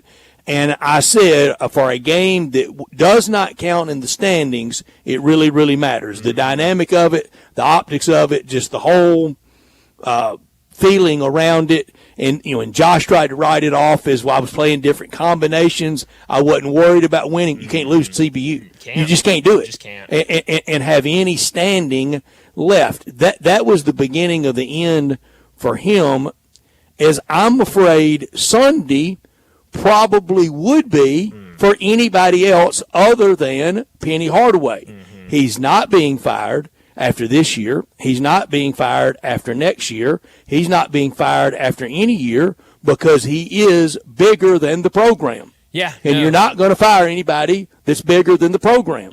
No, not at all. And I just looked it up. I have confirmation now. It was his second to last year here. Lost to Christian Brothers in the exhibition, 74-70. Did they turn around and lose to Texas Arlington shortly thereafter? Well, their very next game was to Wichita State that they lost, but that was a really good Wichita State game. They did lose. That was up in South Dakota? Yes, that Sioux Falls, South Dakota. Uh-huh. Then they did lose to Stephen F. Austin. Okay. In December. Maybe it was the next year they lost to Texas Arlington, but the Stephen F. Austin was a tough game, and it was getting loud. But even after that year, there was still a chance to make it. How did that year end? Where did it end? Let's see. That next to last year for Josh? Yeah, let me pull that back up. It ended 18-14. They lost their last 2 games of the season. Lost to Temple in the tournament? Let's see. Yep, lost first round of the tournament to Temple, 80-75. He was done. Mm-hmm. He was done. But at that time, his contract was so. I mean, the university was so kind of constrained by it in a tough spot, and look, money's always tight. Money's hard, and they didn't want to have to eat all that, and luckily, prayerfully, Mike Babinski out of nowhere from Georgia Tech showed up. Now, the Toby Smith hire was not good. It was not. It was a hire when University of Memphis hierarchy, administration, both academic side and athletic side, thought the Big 12 was a done deal. Right. And they did not want to rock the boat. They almost wanted someone that the Big 12 would gladly sign off on. Right. Because, candidly, some of the questions the Big 12 had is, we don't want any scandal with Memphis coming in. Well, Tubby Smith was clean as he could be. Sure. And that's why I think a lot of the national media that Dave referenced, and he mentioned by name Seth Davis, they all love Tubby Smith. Absolutely. And they looked at it as a pretty ham-handed move to oust him and to hire a coach that had never coached a college basketball game. When the Tigers hired Penny Hardaway, there was not another place in college basketball thinking, you know what, we need to fire our coach and hire the coach at East. Right. Nobody. Not one. It was just Memphis. No. Yeah. So, I mean, and I think you're right. I mean, I think there is a lot of that. I mean, I remember when all of that took place and Penny Hardaway took over, and there were a lot of people in the national media, like you said, that said, this is wrong. This is, Memphis did a terrible job here. And I think that is carried over, and I know there are a couple of people specifically that you can tell the way they, and a couple of them are not, in the national media anymore, but, some of them held that grudge against Penny Hardaway and still holds that grudge against Penny Hardaway, and nothing he can do or will do will make them like him or think he's a good coach because of how all of that went down. And we talk, Brett, about how college basketball, it's a lot of these media members are very buddy with these head coaches, and so to a lot of these guys, it's, hey, that's my friend Tubby Smith. We kick back and talk a lot, and you did him dirty, and so it's certainly lingered. And Dave even referenced that they viewed it as out with him, but also in with someone, air quotes here, that hadn't paid his dues. Right. And that was a lot of the rancor with some of the veteran coaches, and it's why the relationship was probably tainted, spoiled from the beginning. If you were that worried about it, I'm not, and I don't think he is. He's doing fine with Rick Barnes. Yeah. No, you're absolutely right. And so we've seen it.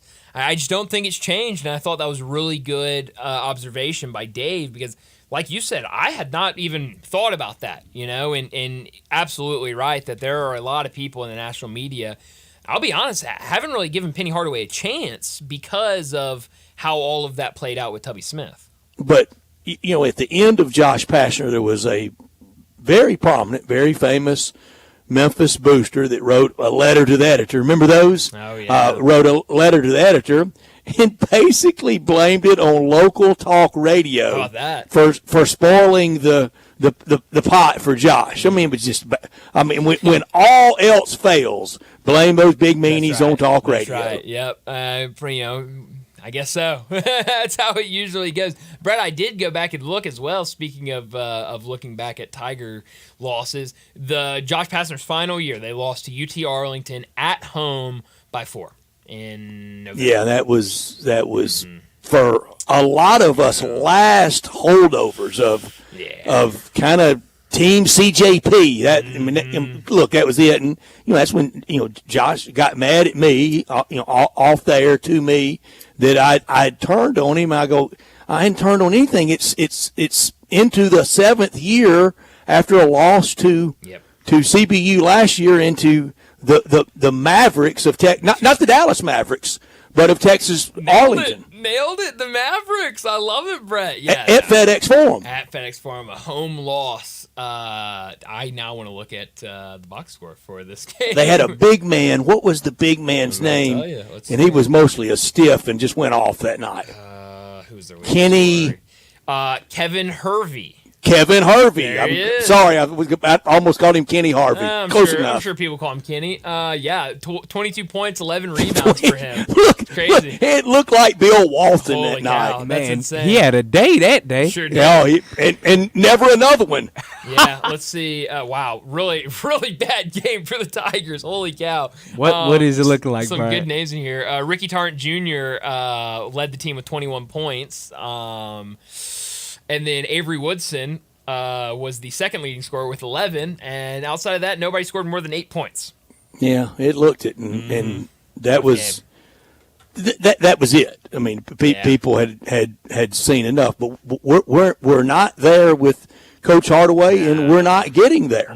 No, we certainly are not. And, it's going to be interesting how, these last 5 games play out. And I'll be at the game tomorrow night against Charlotte. I'm excited. I want to see the Charlotte team in person. But, I'm curious to see what FedEx Forum feels like tomorrow. Back home after those 2 rough losses on the road.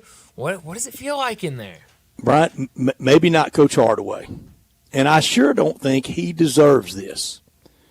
But tomorrow night, almost another incident from Javon Quinterly. Yeah.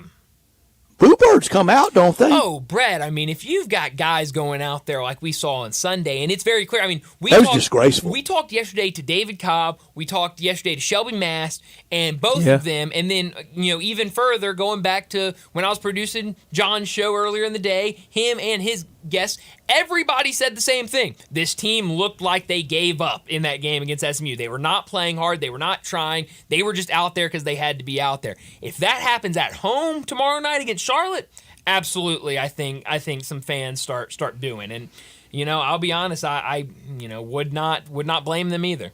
And how do you differentiate between, are they booing the players, are they booing the coach, or are they just booing everybody? Well, it's a really good question, and we talked about this a couple weeks ago when we talked about maybe the Boo Birds coming out with that 4-game losing streak, and we've seen it.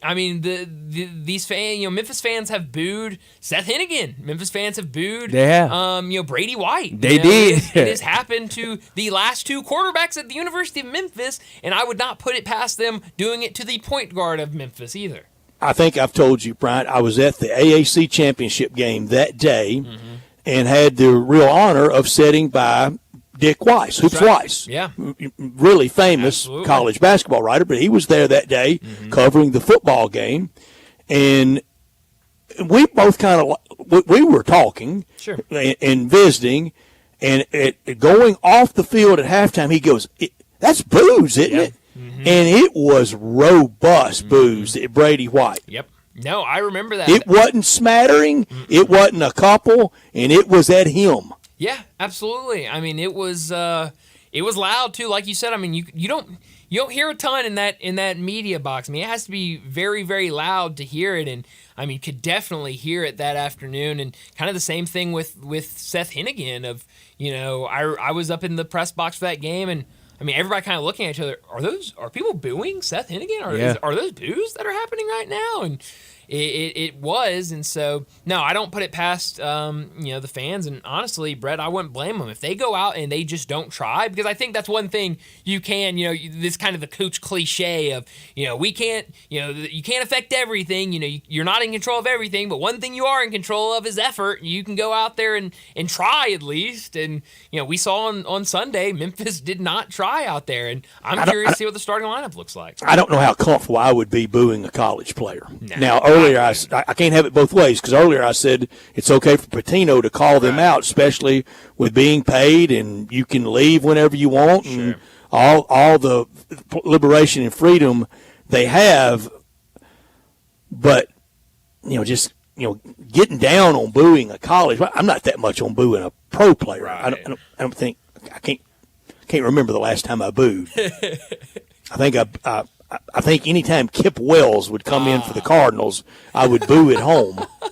Boo at your TV? I've been there before. Boo on the television. But tomorrow night could be a very different dynamic at FedEx Forum. It sure could be. It could, and I don't know if we talked about this, but, Brett, I'll be honest. When I was at the Wichita State game a couple weeks ago, it was not, a ton, but early in that game when the Tigers were down early, you could hear a couple of pockets restlessness, of a little restlessness. I don't want to call it boos, but restlessness would be a good word for it. From between the free throw lines or where in the building? Or just... It seemed like maybe the corners. I couldn't really tell where it was coming from, but I could hear it coming down, and I kind of leaned over and was like, "Do you hear that? Do you think that's boos?" And the people I was with kind of said, maybe. Well, I don't know. Between the free throw lines, 20 rows up on each side, That's who bankrolls the program. Yes.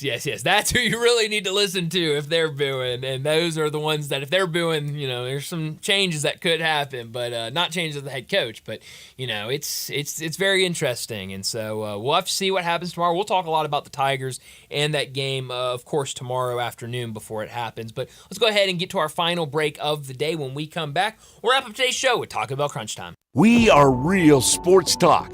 Sports 56 WHBQ. Available on your radio dial at 560 AM and 98.5 FM, as well as around the world online at sports56whbq.com. Take us with you everywhere by downloading the Sports 56 app. And at home, just say, Alexa, play Sports 56. Wherever you are, stay tuned in to Real Sports Talk. Sports 56 and 98.5 FM. Welcome to the Rendezvous. This is John Vergas. When my dad started the Rendezvous in 1948, I don't think anyone could have imagined we'd still be serving shoulder, cheese plates, and our world-famous dry rub ribs 75 years later. But we are still here in the basement, in an alley in downtown Memphis. We sincerely thank you for making the Rendezvous what it is today. Charlie Vergas Rendezvous. A legendary experience for over 75 years, whether you dine in, pick up, or ship across the country. For John's 60th birthday, his family planned to drive down Old Route 66. But the trip took a detour when his wife got sick with RSV. It's a highly contagious virus that can lead to breathing problems and hospitalizations. This year, we don't want to cancel our plans. We're protecting ourselves with Pfizer's RSV vaccine, Abrysvo, respiratory syncytial virus vaccine. Abrysvo, a vaccine to prevent lower respiratory disease from RSV in people 60 years and older. It's not for everyone and may not protect all who receive it. Don't get Abrysvo if you've had an allergic reaction to its ingredients. A weakened immune system may decrease your response. Most common side effects are tiredness, headache, injection site pain, and muscle pain. For full prescribing information, please call 1-844-989-7284 or visit abrysvo.com. So don't wait. Ask your pharmacist or doctor about Pfizer's RSV vaccine, Abrysvo, because every breath matters. Chris Price, it's so good to see you. And you have a new business? Yes, Dave. MetroBuildersMemphis.com. Have you noticed water stains on your ceiling? With storm season here, take a walk around your home or business and look up. Make sure there are no water stains signaling a leak prior to the heavy storms coming in. If you do see signs of water, call me. My team and I will come out, diagnose the problem, and prescribe a fix. Our team of Hague-certified inspectors are waiting to assist with any inspection or repairs you may need. We have 3 crews dedicated to repairing roofs in the Mid-South. As certified Owens Corning and Mule High dealers, we offer 20-year, no-dollar limit labor and material warranties that offer hassle-free ownership. That's our hassle-free ownership guarantee. Allow Metro Builders team of professionals to assist you in maintaining your property's integrity and value. MetroBuildersMemphis.com. Your local commercial roof experts. Ask about our commercial roof maintenance agreements. Protect your investment with MetroBuildersMemphis.com. Call me. 901-375-1717. That's 901-375-1717. 375-1717. You've heard of James Gaddis Jewelers, but have you heard what they've done lately? Everything. A tremendous selection of diamonds and jewels, gold, silver, and much more. Lots of watches, tons of custom-made jewelry, fine gemstones, bracelets, necklaces, so many choices. Romantics will love the one-of-a-kind estate and vintage jewelry. James Gaddis has experts to help you with wedding and engagement rings, plus 2 repair experts for fine watches and jewelry. Layaway and financing available. James Gaddis Jewelers at 4900 Poplar. Now back to Sports Time on Sports 56 and 98.5 FM. Here once again are Brett Norsworthy and Bryant Dacus. This is pretty cool, and we're just getting started, so.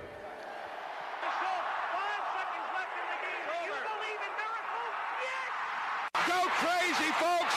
Go crazy! This is for all the biggest crunch time. You are looking live. In your life have you seen anything like that? Goodbye!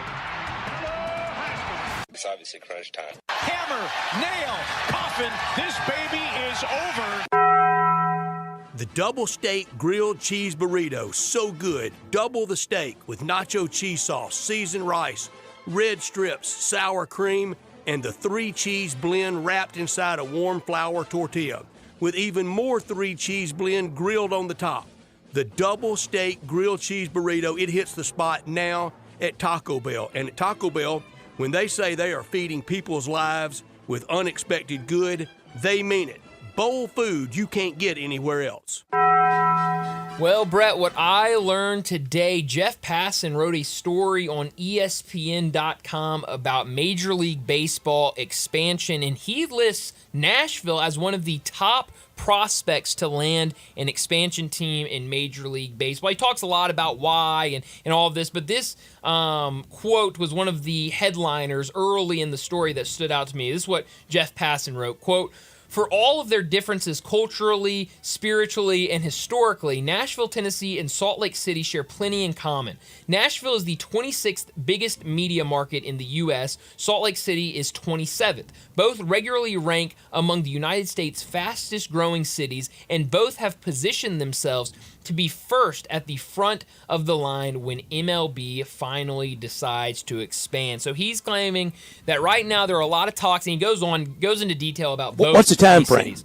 He didn't really say a time frame, but he did say that there are discussions going on behind the scenes of Major League Baseball of making the decision to expand and get to 32 teams. So sounds like maybe soon we could get some news. Would you label Nashville as a Braves town? Ooh, good question. Yeah, I'd say so. And I ask it because I think it would be Braves and then maybe Cardinals, maybe Reds, and with all the people that move there, they better hope they get an American League team. Yeah. Because if they get a National League team, the Braves better hope they get an American League team because that will turn a lot of people into a fan of another National League team. Yeah, no, I hope they get. It happened a million years ago to the Cardinals with the Braves. And I'm trying to think. I think they have the Brewers AAA team in Nashville right now. So I think so. I don't know how much that draws of Milwaukee fans, but who knows? American League Baseball in Nashville coming soon. I would love it. I'll go once. Sure. I'm good for once. I don't know when it'll be. I learned everyone is mad at Rick Pitino for calling names. He should. They're paid. Yep. They can transfer anytime they want. They have liberation and freedom that they deserve. They wanted to be treated like pros. They wanted to be treated like adults, and now they're getting it. Yeah. Too bad.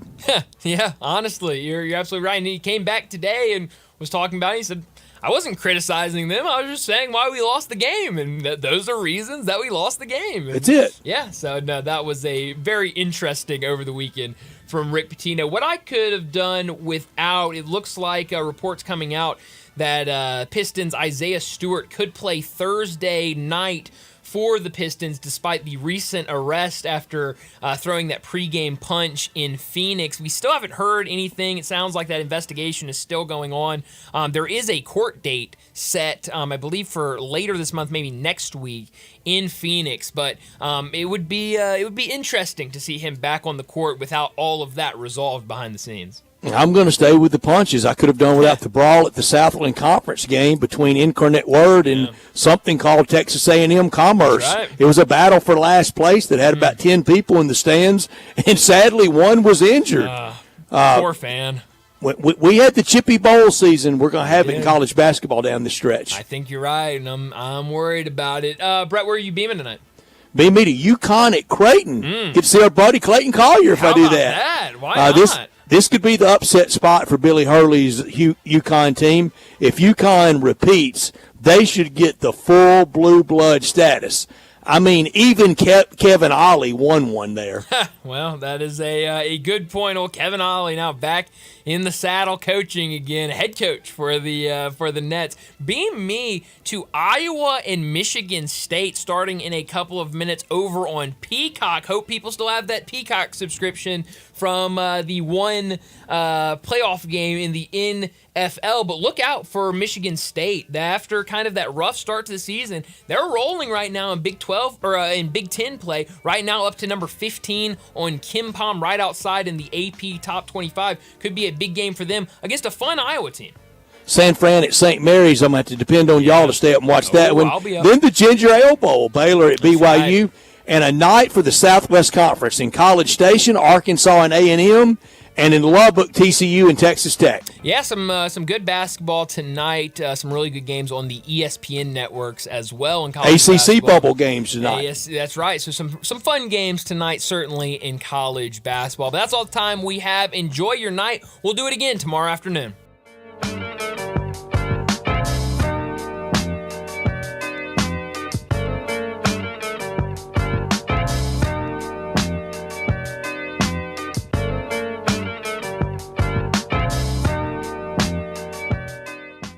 Whether this is